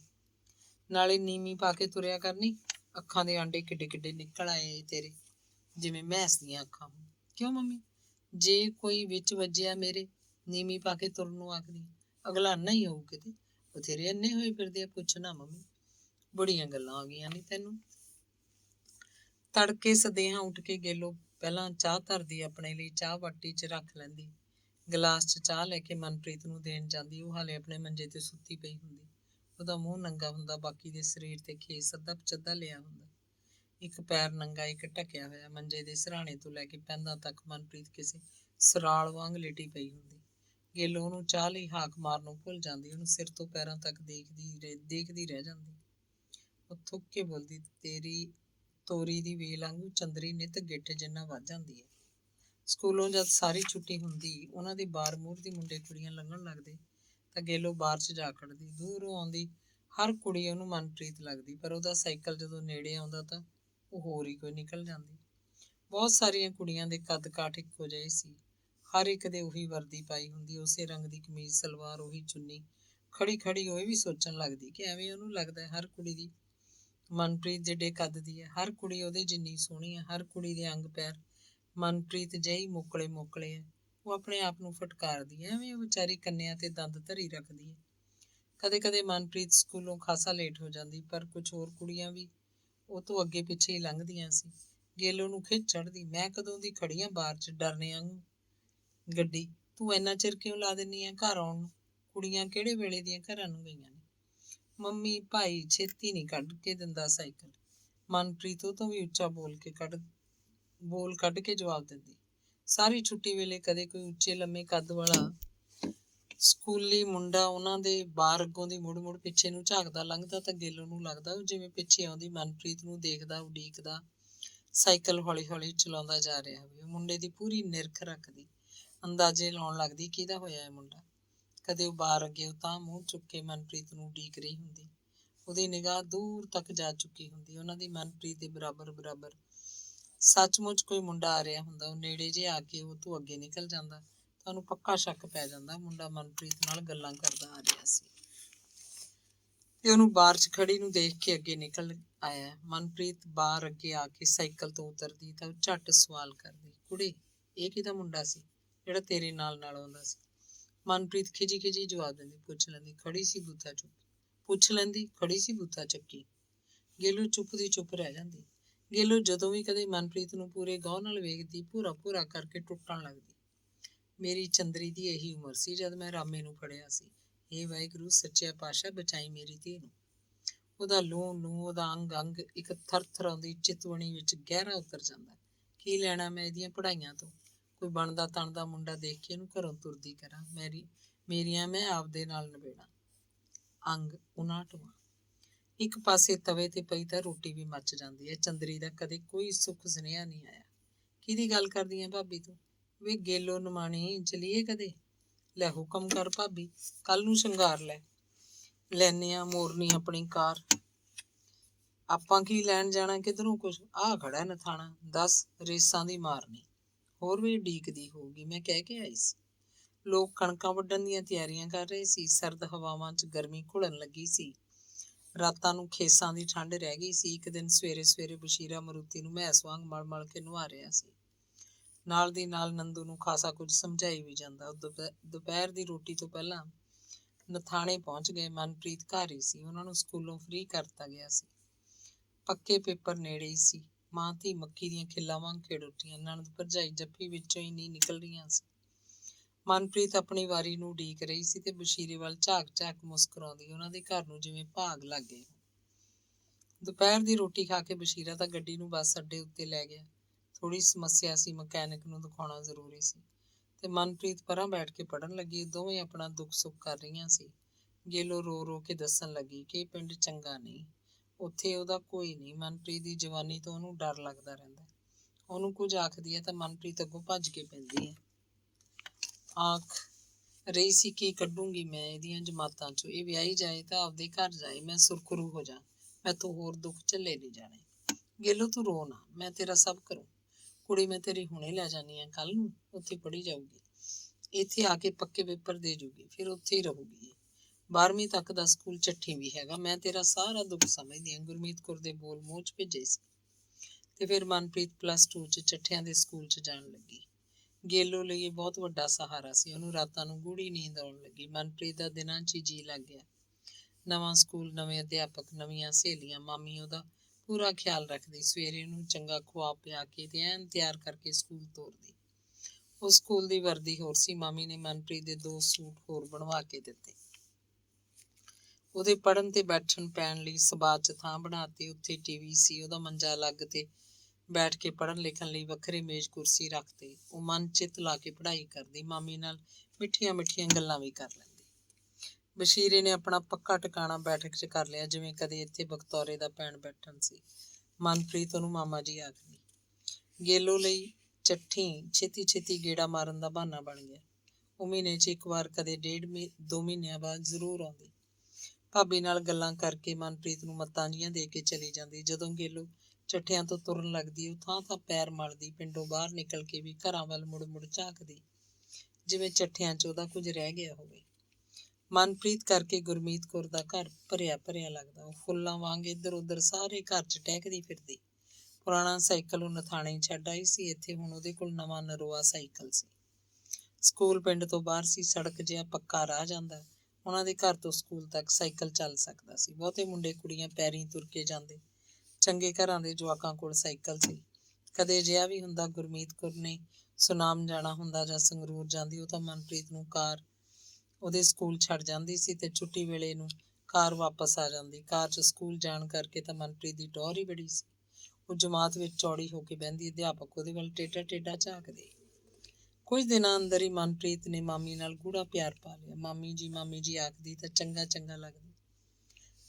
ਗੁਰਮੀਤ ਕੌਰ ਤੇ ਬਸ਼ੀਰਾ ਉਹਨੂੰ ਮਨੂ ਆਖ ਕੇ ਬੁਲਾਉਂਦੇ। ਉਹਨਾਂ ਦੀ ਰੀਸ ਨੰਦੂ ਵੀ ਮਨੂ ਆਖਦਾ। ਹੌਲੀ ਹੌਲੀ ਘਰ ਦਾ ਨਾਂ ਸਕੂਲ 'ਚ ਪਹੁੰਚ ਗਿਆ। ਉਹਦੀਆਂ ਸਹੇਲੀਆਂ ਮਨੂ ਆਖਦੀਆਂ, ਫਿਰ ਮਾਸਟਰ ਵੀ। ਉਹ ਪੜ੍ਹਨ 'ਚ ਚੰਗੀਆਂ ਕੁੜੀਆਂ ਵਿੱਚੋਂ ਸੀ। +2 ਵਿੱਚੋਂ ਗੁੱਡ ਸੈਕਿੰਡ ਡਿਵੀਜ਼ਨ ਦੇ ਅੰਕ ਲਏ ਉਹਨੇ। ਉਦੋਂ ਤੱਕ ਗੁਰਮੀਤ ਕੌਰ ਦੇ ਦਿਲ 'ਚ ਪੂਰਾ ਸਤਿਕਾਰ ਤੇ ਮੋਹ ਬਣਾ ਚੁੱਕੀ ਸੀ, ਜਿਵੇਂ ਉਹ ਉਸੇ ਦੀ ਧੀ ਹੋਵੇ। ਗੇਲੋ ਜਦ ਆਉਂਦੀ ਤਾਂ ਅੰਤਾਂ ਦੀ ਮਿੱਠੀ ਪਿਆਰੀ ਹੋ ਕੇ ਰਹਿੰਦੀ। ਗੱਲਾਂ ਗੱਲਾਂ 'ਚ ਭਾਬੀ ਤੋਂ ਹੋਰ ਵੀ ਆਸਾਂ ਉਮੀਦਾਂ ਦੀਆਂ ਬੁਝਾਰਤਾਂ ਜਿਹੀਆਂ ਪਾਉਂਦੀ ਰਹਿੰਦੀ। ਗੁਰਮੀਤ ਕੌਰ ਨੇ ਮੋੜਾਂ ਵੱਲ ਤਾਂ ਕਦੇ ਮੂੰਹ ਵੀ ਨਹੀਂ ਕੀਤਾ ਸੀ। ਉਹ ਭਦੌੜ ਵੀ ਕਦੇ ਨਹੀਂ ਗਈ। ਪਰ ਜਸਵੰਤ ਉਹਦਾ ਭਰਾ, ਜੋ ਕਾਫੀ ਬੁੱਢਾ ਹੋ ਚੁੱਕਿਆ ਸੀ, ਭੈਣ ਦਾ ਮੂੰਹ ਨਹੀਂ ਛੱਡਦਾ ਸੀ। ਉਹ ਚੱਠੀ ਗੇੜਾ ਮਾਰਦਾ ਰਹਿੰਦਾ। ਤੀਜੇ ਚੌਥੇ ਮਹੀਨੇ ਕਿਧਰੋਂ ਆ ਜਾਂਦਾ। ਰਾਤਾਂ ਵੀ ਕੱਟ ਜਾਂਦਾ। 1 ਰਾਤ, 2 ਰਾਤਾਂ, 3 ਰਾਤਾਂ ਬਸ ਬੈਠਾ ਰਹਿੰਦਾ ਤੇ ਗੁਰਮੀਤ ਕੌਰ ਨਾਲ ਮਗਜਾਲੀ ਮਾਰੀ ਜਾਂਦਾ। ਉਹ ਵੀ ਉਹਨੂੰ ਪੂਰਾ ਆਦਰ ਦਿੰਦੀ। ਆਖਰ ਮਾਂ ਜਾਇਆ ਭਾਈ ਸੀ। ਉਹਦੇ ਕੋਲੋਂ ਭਦੌੜ ਦੀਆਂ ਗੱਲਾਂ ਪੁੱਛੀ ਜਾਂਦੀ। ਭੈਣ ਭਾਈ ਦੀਆਂ ਗੱਲਾਂ ਤਾਂ ਮੁੱਕਦੀਆਂ ਹੀ ਨਹੀਂ ਸੀ। ਗੱਲਾਂ ਰਾਹੀਂ ਸਕੀਰੀਆਂ 'ਚ ਵੜ ਜਾਂਦੇ। ਰੱਜ ਕੇ ਅਗਲੇ ਦੀ ਨਿੰਦਿਆ ਚੁਗਲੀ ਕਰਦੇ ਵੀ ਆਹ ਸਾਡੀ ਕੁੜੀ ਨੂੰ ਮੁੰਡਾ ਭਾਲ ਕੋਈ। ਇੱਕ ਵਾਰ ਗੁਰਮੀਤ ਕੌਰ ਨੇ ਉਹਨੂੰ ਸਵਾਲ ਪਾਇਆ, ਮੁੰਡੇ ਵੀ? ਇਹ ਕੁੜੀ ਨੂੰ ਤਾਂ ਜ਼ਮੀਨ ਵੀ ਆਉਂਦੀ ਹੈ। ਜਸਵੰਤ ਨੂੰ ਸਭ ਪਤਾ ਸੀ। 20 ਨਹੀਂ, 1 ਮੁੰਡਾ ਚਾਹੀਦਾ। ਗੁਰਮੀਤ ਕੌਰ ਉੱਚਾ ਉੱਚਾ ਹੱਸੀ ਜਾਵੇ। ਉਹਦੇ ਨਾਲ ਬਸ਼ੀਰਾ ਵੀ ਹੱਸ ਰਿਹਾ ਸੀ। ਮਨਪ੍ਰੀਤ ਉਹਨਾਂ ਕੋਲ ਉੱਠ ਕੇ ਪਰਾਂ ਤੁਰ ਪਈ। ਕਿੰਨੀ ਜ਼ਮੀਨ ਆਉਂਦੀ ਹੈ ਬੂਜੀ ਨੂੰ? ਜਸਵੰਤ ਨੇ ਪੁੱਛਿਆ। 8 ਕਿੱਲੇ ਸੀ ਇਹਦੇ ਪਿਓ ਦੀ, ਹੁਣ ਮਾਂ ਧੀ ਦੋਵਾਂ ਦੇ ਨਾਂ ਹੈ। ਗੇਲੋ ਦਾ ਹਿੱਸਾ ਵੀ ਇਹਦਾ ਹੀ ਸਮਝ। ਮਨਪ੍ਰੀਤ 8 ਕਿੱਲਿਆਂ ਦੀ ਮਾਲਕ ਹੈ, ਨਾਲੇ 12 ਜਮਾਤਾਂ ਪਾਸ ਹੈ। ਰੰਗ ਰੂਪ ਕੁੜੀ ਦਾ ਤੇਰੇ ਸਾਹਮਣੇ ਆ ਬਾਈ। ਗੁਰਮੀਤ ਕੌਰ ਪੂਰੀ ਗੰਭੀਰ ਸੀ। ਹਲਾ ਮੈਂ 10-12 ਦਿਨਾਂ ਨੂੰ ਫੇਰ ਗੇੜਾ ਮਾਰੂ। ਜੋਗੇ ਇੱਕ ਮੁੰਡਾ ਹੈ, ਮੂਰਤ ਵਰਗਾ, 14 ਪਾਸ ਹੈ। ਥੋੜੀ ਘਣੀ ਜ਼ਮੀਨ ਵੀ ਆਉਂਦੀ ਹੈ। ਉਹ 4 ਭਾਈ ਨੇ, 3 ਵੱਡੇ ਵਿਆਹੇ ਵਰੇ ਨੇ, ਇਹ ਛੋਟਾ ਹੈ ਸਾਰਿਆਂ ਤੋਂ। ਮੈਂ ਪਹਿਲਾਂ ਭਾਫ ਲੈ ਲਾ ਉਹਨਾਂ ਦੀ, ਫਿਰ ਦੱਸੂ ਤੈਨੂੰ ਆ ਕੇ। ਜਸਵੰਤ ਦੀ ਇੱਕ ਛੋਟੀ ਸਾਲੀ ਭਾਈ ਰੂਪੇ ਕੋਲ ਗੁੰਮਟੀ ਵਿਆਹੀ ਸੀ। ਗੁਰਮੀਤ ਕੌਰ ਨੂੰ ਇੰਨਾ ਤਾਂ ਪਤਾ ਸੀ। ਗੁੰਮਟੀ ਵਾਲਿਆਂ ਦੀ ਕੁੜੀ ਦੇ ਜੇਠ ਦਾ ਮੁੰਡਾ ਸੀ ਉਹ, ਜਿਹਦੀ ਜਸਵੰਤ ਗੱਲ ਕਰਦਾ ਸੀ। ਉਹ ਜੋਗੇ ਆਪਣੀ ਸਾਲੀ ਦੀ ਕੁੜੀ ਦੇ ਘਰ ਗਿਆ। ਉਸ ਕੁੜੀ ਕੋਲ ਨਥਾਣੇ ਵਾਲੀ ਉਸ ਕੁੜੀ ਦੀ ਗੱਲ ਛੇੜੀ। ਕੁੜੀ ਮੀਤੋਂ ਵਿਚੋਲਣ ਬਣਨ ਲਈ ਪੱਕੀ ਸੀ। ਉਸੇ ਵੇਲੇ ਜੇਠ ਦੇ ਘਰ ਗਈ, ਜਠਾਣੀ ਨਾਲ ਖੋਲ ਕੇ ਗੱਲ ਕੀਤੀ। 8 ਕਿੱਲੇ ਜ਼ਮੀਨ ਸੁਣ ਕੇ ਸਾਰਾ ਟੱਬਰ ਪੱਬਾ ਮਾਰ ਹੋਇਆ। ਫਿਰ ਉਹ ਤਾਂ ਝੱਟ ਮੰਨ ਗਏ। ਮੁੰਡਾ ਗੁਰਦੇਵ ਜਮਾਂ ਤਿਆਰ ਸੀ। 8 ਕਿੱਲੇ ਜ਼ਮੀਨ ਸੁਣ ਕੇ ਹੁਣ ਉਹਨੂੰ ਕਿਸੇ ਨੌਕਰੀ ਦੀ ਕੀ ਲੋੜ ਸੀ। ਗੁੱਜਾ ਮੀਤੋ ਨੂੰ ਆਖ ਰਿਹਾ ਸੀ, ਚਾਚੀ ਕੁੜੀ ਦਿਖਾਓ। ਫਿਰ ਬਰਨਾਲੇ ਦੇ ਇੱਕ ਹੋਟਲ 'ਚ ਮੁੰਡੇ ਕੁੜੀ ਦੀ ਦੇਖ ਦਿਖਾਈ ਹੋ ਗਈ। ਦੋਵੇਂ ਧਿਰਾਂ ਆਨੰਦ ਪ੍ਰਸੰਨ ਸੀ। ਗੇਲੋ ਤੇ ਗੁਰਮੀਤ ਕੌਰ ਦੋਵੇਂ ਆਈਆਂ ਸੀ। ਉਧਰ ਜੋਗੇ ਵਾਲਿਆਂ ਨਾਲ ਗੁੰਮਟੀ ਵਾਲੇ ਤੇ ਭਦੌੜੋਂ ਜਸਵੰਤ ਸਿੰਘ ਵੀ ਸੀ। ਮੀਤੋ ਤੇ ਜਸਵੰਤ ਦੋਵੇਂ ਜ਼ਿੰਮੇਵਾਰ ਸਨ। ਹੋਟਲ 'ਚ ਸ਼ਗਨ ਹੋ ਗਿਆ। ਪਹਿਲਾਂ ਮੁੰਡੇ ਵਾਲਿਆਂ ਨੇ ਕੁੜੀ ਨੂੰ ਸ਼ਗਨ ਕੀਤਾ, ਫਿਰ ਗੁਰਮੀਤ ਕੌਰ ਨੇ ਮਾਂ ਦੀ ਥਾਂ ਮੁੰਡੇ ਦੇ ਮੂੰਹ ਨੂੰ ਗੁੜ ਦੀ ਰੋੜੀ ਲਾਈ, ਟਿੱਕਾ ਕੀਤਾ, ਪੱਲੇ 1100 ਰੁਪਇਆ ਪਾ ਦਿੱਤਾ। ਗੇਲੋ ਭਾਬੀ ਦੇ ਕੋਲ ਚੁੱਪ ਦੀ ਚੁੱਪ ਖੜੀ ਸੀ। ਫਿਰ ਉਹਨੇ ਵੀ ਮੁੰਡੇ ਦਾ ਮੂੰਹ ਜੁਠਾਇਆ, ਟਿੱਕਾ ਕੀਤਾ, 100 ਦਾ ਨੋਟ ਪੱਲੇ 'ਚ ਰੱਖਤਾ। 1 ਮਹੀਨੇ ਬਾਅਦ ਵਿਆਹ ਹੋ ਗਿਆ। ਵਿਆਹ ਗੁਰਮੀਤ ਕੌਰ ਨੇ ਆਪ ਚੱਠੀ ਕੀਤਾ ਸੀ। ਗੇਲੋ ਦੀ ਇੱਕ ਪੰਜੀ ਵੀ ਨਹੀਂ ਲੱਗਣ ਦਿੱਤੀ। ਵਿਆਹ ਕਰਵਾ ਕੇ ਗੁਰਦੇਵ ਮਨਪ੍ਰੀਤ ਨੂੰ ਜੋਗੇ ਲੈ ਗਿਆ। ਉੱਥੇ ਉਹ 5-7 ਦਿਨ ਹੀ ਠਹਿਰੇ ਸੀ। ਇਵੇਂ ਹੀ 2 ਦਿਨ ਨਥਾਣੇ ਕੱਟੇ। ਗੁਰਮੀਤ ਕੌਰ ਦੀ ਇੱਛਾ ਅਨੁਸਾਰ ਫਿਰ ਸਦਾ ਲਈ ਚੱਠੀ ਆ ਗਏ। ਅਖੀਰਲਾ ਅੰਗ 60ਵਾਂ। ਗੁਰਮੀਤ ਕੌਰ ਨੂੰ ਇੱਕ ਵੱਡੀ ਸੰਤੁਸ਼ਟੀ ਸੀ ਕਿ ਉਹਨੇ ਗੇਲੋ ਦੀ ਕੁੜੀ ਦਾ ਵਿਆਹ ਕਰਕੇ ਫਿਰ ਘਰ ਜਵਾਈ ਰੱਖ ਕੇ ਪੁੰਨ ਖੱਟਿਆ। 19-20 ਸਾਲ ਦੀ ਲਗਰ ਮਨਪ੍ਰੀਤ ਤੇ 21-22 ਸਾਲ ਦਾ ਉਹਦਾ ਪ੍ਰਾਹੁਣਾ ਗੁਰਦੇਵ, ਜੋ ਆਪਣਾ ਪੂਰਾ ਨਾਮ ਗੁਰਦੇਵ ਸਿੰਘ ਚਾਹਲ ਲਿਖਦਾ, ਗੁਰਮੀਤ ਕੌਰ ਦੇ ਘਰ ਦਾ ਗਹਿਣਾ ਸੀ। ਜੋੜੀ ਕਰਕੇ ਸੁੰਨੇ ਮਹਿਲਾਂ 'ਚ ਜਿਵੇਂ ਬਾਦਸ਼ਾਹਤ ਆ ਉਤਰੀ ਹੋਵੇ। ਮੈਂਗਲ ਦੀ ਕੰਧ ਵਾਲੇ ਪਾਸੇ ਗੁਰਮੀਤ ਕੌਰ ਨੇ ਇੱਕ ਸ਼ਾਨਦਾਰ ਕਮਰਾ ਬਣਵਾ ਦਿੱਤਾ। ਕਮਰੇ ਦੇ ਅੰਦਰ ਹੀ ਬਾਥਰੂਮ ਸੀ। ਕਮਰੇ ਅੱਗੇ ਵਾਧਰੇ ਵਾਲਾ ਵਰਾਂਡਾ ਸੀ। ਇਸ ਕਮਰੇ 'ਚ ਗੁਰਦੇਵ ਤੇ ਮਨਪ੍ਰੀਤ ਦੀ ਅਲੱਗ ਰਿਹਾਇਸ਼ ਕਰਤੀ। ਪਿੰਡ 'ਚ ਬਿਜਲੀ ਤਾਂ ਪਹਿਲਾਂ ਹੀ ਸੀ, ਹੁਣ ਕੁਝ ਵਰ੍ਹਿਆਂ ਤੋਂ ਵਾਟਰ ਵਰਕਸ ਦਾ ਪ੍ਰਬੰਧ ਵੀ ਹੋ ਗਿਆ, ਸੋ ਇਹ ਕਮਰਾ ਉਹਨਾਂ ਨੂੰ ਸ਼ਹਿਰ ਜਿਹਾ ਅਹਿਸਾਸ ਦਿੰਦਾ। ਗੁਰਦੇਵ ਸ਼ਰਾਬ ਨਹੀਂ ਪੀਂਦਾ ਸੀ, ਮੀਟ ਖਾਂਦਾ ਸੀ। ਇਸ ਕਰਕੇ ਦੂਜੇ ਚੌਥੇ ਦਿਨ ਹੀ ਮੀਟ ਬਣਦਾ, ਕਦੇ ਮੁਰਗਾ ਕਦੇ ਬੱਕਰਾ। ਘਰ 'ਚ ਸੱਜਰ ਸੂਈ ਮੈਂਸ ਸੀ, ਦੁੱਧ ਘਿਓ ਆਮ ਰਹਿੰਦਾ। ਮਾਰੂਤੀ ਕਾਰ ਪਹਿਲਾਂ ਹੀ ਸੀ। ਗੁਰਮੀਤ ਕੌਰ ਨੇ ਵਿਆਹ ਵੇਲੇ ਹੀ ਗੁਰਦੇਵ ਨੂੰ ਹੀਰੋ ਹੋਂਡਾ ਮੋਟਰਸਾਈਕਲ ਲੈ ਕੇ ਦਿੱਤਾ ਸੀ। ਉਹ ਮੋਟਰਸਾਈਕਲ ਤੇ ਇੱਧਰ ਉੱਧਰ ਗੇੜਾ ਮਾਰ ਆਉਂਦੇ ਸਨ। ਸੰਗਰੂਰ ਦੇ ਸੁਨਾਮ ਦਾ 5ਵੇਂ-7ਵੇਂ ਦਿਨ ਹੀ ਜਾਂਦੇ ਤੇ ਮੌਜ ਮਸਤੀ ਕਰਦੇ ਫਿਰਦੇ। ਗੁਰਦੇਵ ਹੀਰੋ ਹੋਂਡਾ ਇੰਨਾ ਤੇਜ਼ ਚਲਾਉਂਦਾ ਸੀ ਜਿਵੇਂ ਉਹ ਹਵਾ 'ਚ ਉੱਡੇ ਜਾ ਰਹੇ ਹੋਣ। ਪਹਿਲਾਂ ਤਾਂ ਮਨਪ੍ਰੀਤ ਡਰਦੀ ਰਹਿੰਦੀ। ਸੱਜੀ ਬਾਂਹ ਗੁਰਦੇਵ ਦੇ ਲੱਕ ਦੁਆਲੇ ਵਲ ਕੇ ਬੈਠਦੀ, ਮਜ਼ਾਕ ਨਾਲ ਆਖਦੀ, ਹੌਲੀ ਚੱਲ ਨਹੀਂ ਤਾਂ ਤੈਨੂੰ ਨਾਲ ਲੈ ਕੇ ਡਿੱਗੂਗੀ। ਫਫੜੇ ਭਾਈ ਕੇ ਗੁਰਦੇਵ ਦੇ ਨਾਨਕੇ ਸੀ। ਉਹ ਫਫੜੀ ਵੀ ਗਏ। ਨਥਾਣੇ 15-20 ਦਿਨਾਂ ਬਾਅਦ ਹੀ ਜਾਂਦੇ ਤੇ 2-2 ਦਿਨ ਰਹਿ ਕੇ ਆਉਂਦੇ। ਗੇਲੋ ਨੂੰ ਅੰਤਾਂ ਦਾ ਚਾਅ ਸੀ। ਉਹ ਵਿੱਤੋਂ ਬਾਹਰ ਹੋ ਕੇ ਉਹਨਾਂ ਦੀ ਸੇਵਾ ਕਰਦੀ, ਲਹੂ ਡੋਲਣ ਤੱਕ ਜਾਂਦੀ। ਉਹਨੂੰ ਲੱਗਦਾ ਜਿਵੇਂ ਮਨੂ ਉਹ ਆਪ ਹੋਵੇ ਤੇ ਗੁਰਦੇਵ ਉਹਨੂੰ ਰਾਮਾ ਬਣ ਕੇ ਲਈ ਫਿਰਦਾ ਹੋਵੇ। ਗੁਰਦੇਵ ਦੀ ਸ਼ਕਲ 'ਚ ਉਹਨੂੰ ਰਾਮੇ ਦੇ ਭੁਚੱਕੇ ਪੈਂਦੇ। 15ਵੇਂ-20ਵੇਂ ਦਿਨ ਜੋਗੇ ਵੀ ਜਾ ਆਉਂਦੇ। ਗੁਰਦੇਵ ਦੀ ਮਾਂ ਹੈਗੀ ਸੀ, ਪਿਓ ਸੀ, ਭਾਈ ਸਨ, ਭਰਜਾਈਆਂ ਸਨ, ਭਤੀਜੇ ਭਤੀਜੀਆਂ। ਉਹਦੀਆਂ ਭਰਜਾਈਆਂ ਮਨਪ੍ਰੀਤ ਨੂੰ ਮਿੱਠੀਆਂ ਝੇਟਾਂ ਕਰਦੀਆਂ, ਉਹਦੇ ਵੱਲ ਗੌਰ ਨਾਲ ਦੇਖ ਕੇ ਉਹਦੇ ਵਿੱਚੋਂ ਆਪਣਾ ਆਪ ਲੱਭਣ ਦੀ ਕੋਸ਼ਿਸ਼ ਕਰਦੀਆਂ। ਗੁਰਦੇਵ ਦੇ ਮੋਢੇ ਤੇ ਪੋਲੇ ਹੱਥ ਦੀਆਂ ਮੁੱਕੀਆਂ ਮਾਰ ਜਾਂਦੀਆਂ। ਛੋਟੀ ਭਰਜਾਈ ਹੌਕਾ ਲੈਂਦੀ, ਵੇ ਦੇਖ ਮਨਪ੍ਰੀਤ ਤੇਰੀ ਪਤਾਸਾ ਵੀ ਹੌਲੀ ਭੋਰ ਕੇ ਖਾਇਆ ਕਰ। ਦੂਜੇ ਤੌਣ 'ਚ ਆਟੇ ਵਾਂਗ ਭੁੜਕ ਪੈਂਦੀ, ਵੇ ਜੇ ਤੇਰੀ ਥਾਂ ਮੈਂ ਇਹਦਾ ਬੰਦਾ ਹੁੰਦੀ। ਪਤਾਸੇ ਨੂੰ ਇੱਕੋ ਵਾਰੀ ਮੂੰਹ 'ਚ ਪਾ ਕੇ ਐਂ ਗੜਾਉਂ ਕਰ ਲੈਂਦੀ। ਉਹ ਆਪਣਾ ਮੂੰਹ ਮੀਚ ਕੇ ਗੱਲਾਂ ਫਲਾਉਂਦੀ। ਵੱਡੀ ਨਹੀਂ ਬੋਲਦੀ ਸੀ। ਉਹ ਤਾਂ ਗੁਰਦੇਵ ਦੀ ਮਾਵਾਂ ਵਰਗੀ ਭਰਜਾਈ ਸੀ। ਉਹ ਤਾਂ ਉਹਨਾਂ ਨੂੰ ਪਾਣੀ ਧਾਣੀ ਦਿੰਦੀ ਫਿਰਦੀ। ਮਨਪ੍ਰੀਤ ਨੂੰ ਬੁੱਕਲ 'ਚ ਲੈ ਕੇ ਧੀਆਂ ਵਾਂਗ ਉਹਦਾ ਮੱਥਾ ਚੁੰਮਦੀ। ਕਦੇ ਗੁਰਮੀਤ ਕੌਰ ਉਹਨਾਂ ਨੂੰ ਕਾਰ 'ਚ ਲੈ ਕੇ ਜਾਂਦੀ, ਮਗਰ ਉਹ ਤੇ ਮਨਪ੍ਰੀਤ ਬੈਠ ਜਾਂਦੀਆਂ ਤੇ ਗੁਰਦੇਵ ਬਸ਼ੀਰੇ ਨਾਲ ਬੈਠਦਾ। ਗੁਰਦੇਵ ਨੇ ਬਸ਼ੀਰੇ ਨਾਲ ਵੀ ਮੋਹ ਪਾ ਲਿਆ ਸੀ। ਮਨਪ੍ਰੀਤ ਵਾਂਗ ਹੀ ਉਹਨੂੰ ਮਾਮਾ ਜੀ ਆਖਦਾ। ਗੁਰਮੀਤ ਕੌਰ ਵਿਸਾਖੀ ਦੇ ਮੇਲੇ ਵੇਲੇ ਕਾਰ ਲੈ ਕੇ ਦਮਦਮੇ ਵੀ ਗਈ ਤੇ ਉਹਨਾਂ ਦੇ ਨਾਂ ਦੀ ਗੁਰਦੁਆਰਾ ਸਾਹਿਬ ਦੇਖ ਕਰ ਆਈ ਸੀ। ਮਸਤੂਆਣਾ ਉਹਨਾਂ ਦੇ ਪਿੰਡੋਂ ਨੇੜੇ ਹੀ ਸੀ। ਉੱਥੇ ਤਾਂ ਉਹ ਸਾਰਾ ਟੱਬਰ 2-3 ਵਾਰੀ ਜਾ ਆਏ ਸੀ। ਹਰ ਮੱਸਿਆ ਭਰਦੀ ਸੀ, ਸੰਗਤਾਂ ਦੂਰੋਂ ਦੂਰੋਂ ਆਉਂਦੀਆਂ। ਦੂਜੇ ਚੌਥੇ ਮਹੀਨੇ ਗੇਲੋ ਵੀ ਗੇੜਾ ਮਾਰਦੀ, ਇੱਥੇ ਆ ਕੇ ਜਿਵੇਂ ਉਹਦਾ ਸੰਸਾਰ ਵਸ ਜਾਂਦਾ ਹੋਵੇ। ਨਥਾਣਾ ਤਾਂ ਉਹਦੇ ਲਈ ਰੂਹੀ ਬੀਆਬਾਨ ਸੀ। ਨਥਾਣੇ ਰਹਿਣਾ ਉਹਦੀ ਮਜਬੂਰੀ ਸੀ, ਨਹੀਂ ਤਾਂ ਉਹਦਾ ਮਨ ਚੱਠਿਆਂ ਦੀ ਧਰਤੀ ਨਾਲ ਜੁੜਿਆ ਰਹਿੰਦਾ। ਉਹਦਾ ਜੀਅ ਕਰਦਾ ਉਹ ਇੱਥੇ ਹੀ ਰਹਿੰਦੀ ਹੋਵੇ, ਚੱਠਿਆਂ ਦੀ ਧੂੜ ਵੀ ਉਹ ਮੱਥੇ ਨੂੰ ਲਾਉਂਦੀ। ਨਵੇਂ ਕਮਰੇ ਨਾਲ ਹੀ ਜਿੱਥੇ ਡੰਗਰਾਂ ਦਾ ਛੱਤਣਾ ਸੀ, ਹੁਣ ਜਿੱਥੇ ਕਾਰ ਖੜਦੀ ਹੁੰਦੀ ਉੱਥੇ ਇੱਕ ਪੱਕਾ ਵਰਾਂਡਾ ਛੱਤ ਦਿੱਤਾ ਗਿਆ। ਇੱਥੇ ਹੁਣ ਕਾਰ ਖੜਦੀ ਸੀ, ਮੋਟਰਸਾਈਕਲ ਖੜਦਾ ਸੀ, ਤੇਲ ਦਾ ਢੋਲ ਤੇ ਹੋਰ ਨਿੱਕ ਸੁੱਕ ਪਿਆ ਰਹਿੰਦਾ। ਵਿਹੜੇ 'ਚ ਦੂਜੇ ਪਾਸੇ ਕੰਧ ਨਾਲ ਜਿੱਥੇ ਕਿਤੇ ਕਦੇ ਚੁਰ ਉੱਤੇ ਚੁੱਲ੍ਹਾ ਸੀ, ਹੁਣ ਉੱਥੇ ਬੋਰ ਟੱਟੀ ਪਟਵਾ ਕੇ ਫਲਸ਼ ਦੀ ਸੀਟ ਲਵਾਤੀ ਗਈ। ਕੰਧਾਂ ਕੱਢ ਕੇ ਉਹਨੂੰ ਛੱਤ ਦਿੱਤਾ ਗਿਆ। ਉੱਤੇ ਛੋਟੇ ਪਾਣੀ ਦੀ ਟੈਂਕੀ ਸੀ। ਬੋਰ ਟੱਟੀ ਵਿੱਚ ਬੈਠ ਕੇ ਲੱਗਦਾ ਜਿਵੇਂ ਸ਼ਹਿਰ ਦੇ ਫਲਸ਼ ਰੂਮ 'ਚ ਬੈਠੇ ਹੋਈਏ।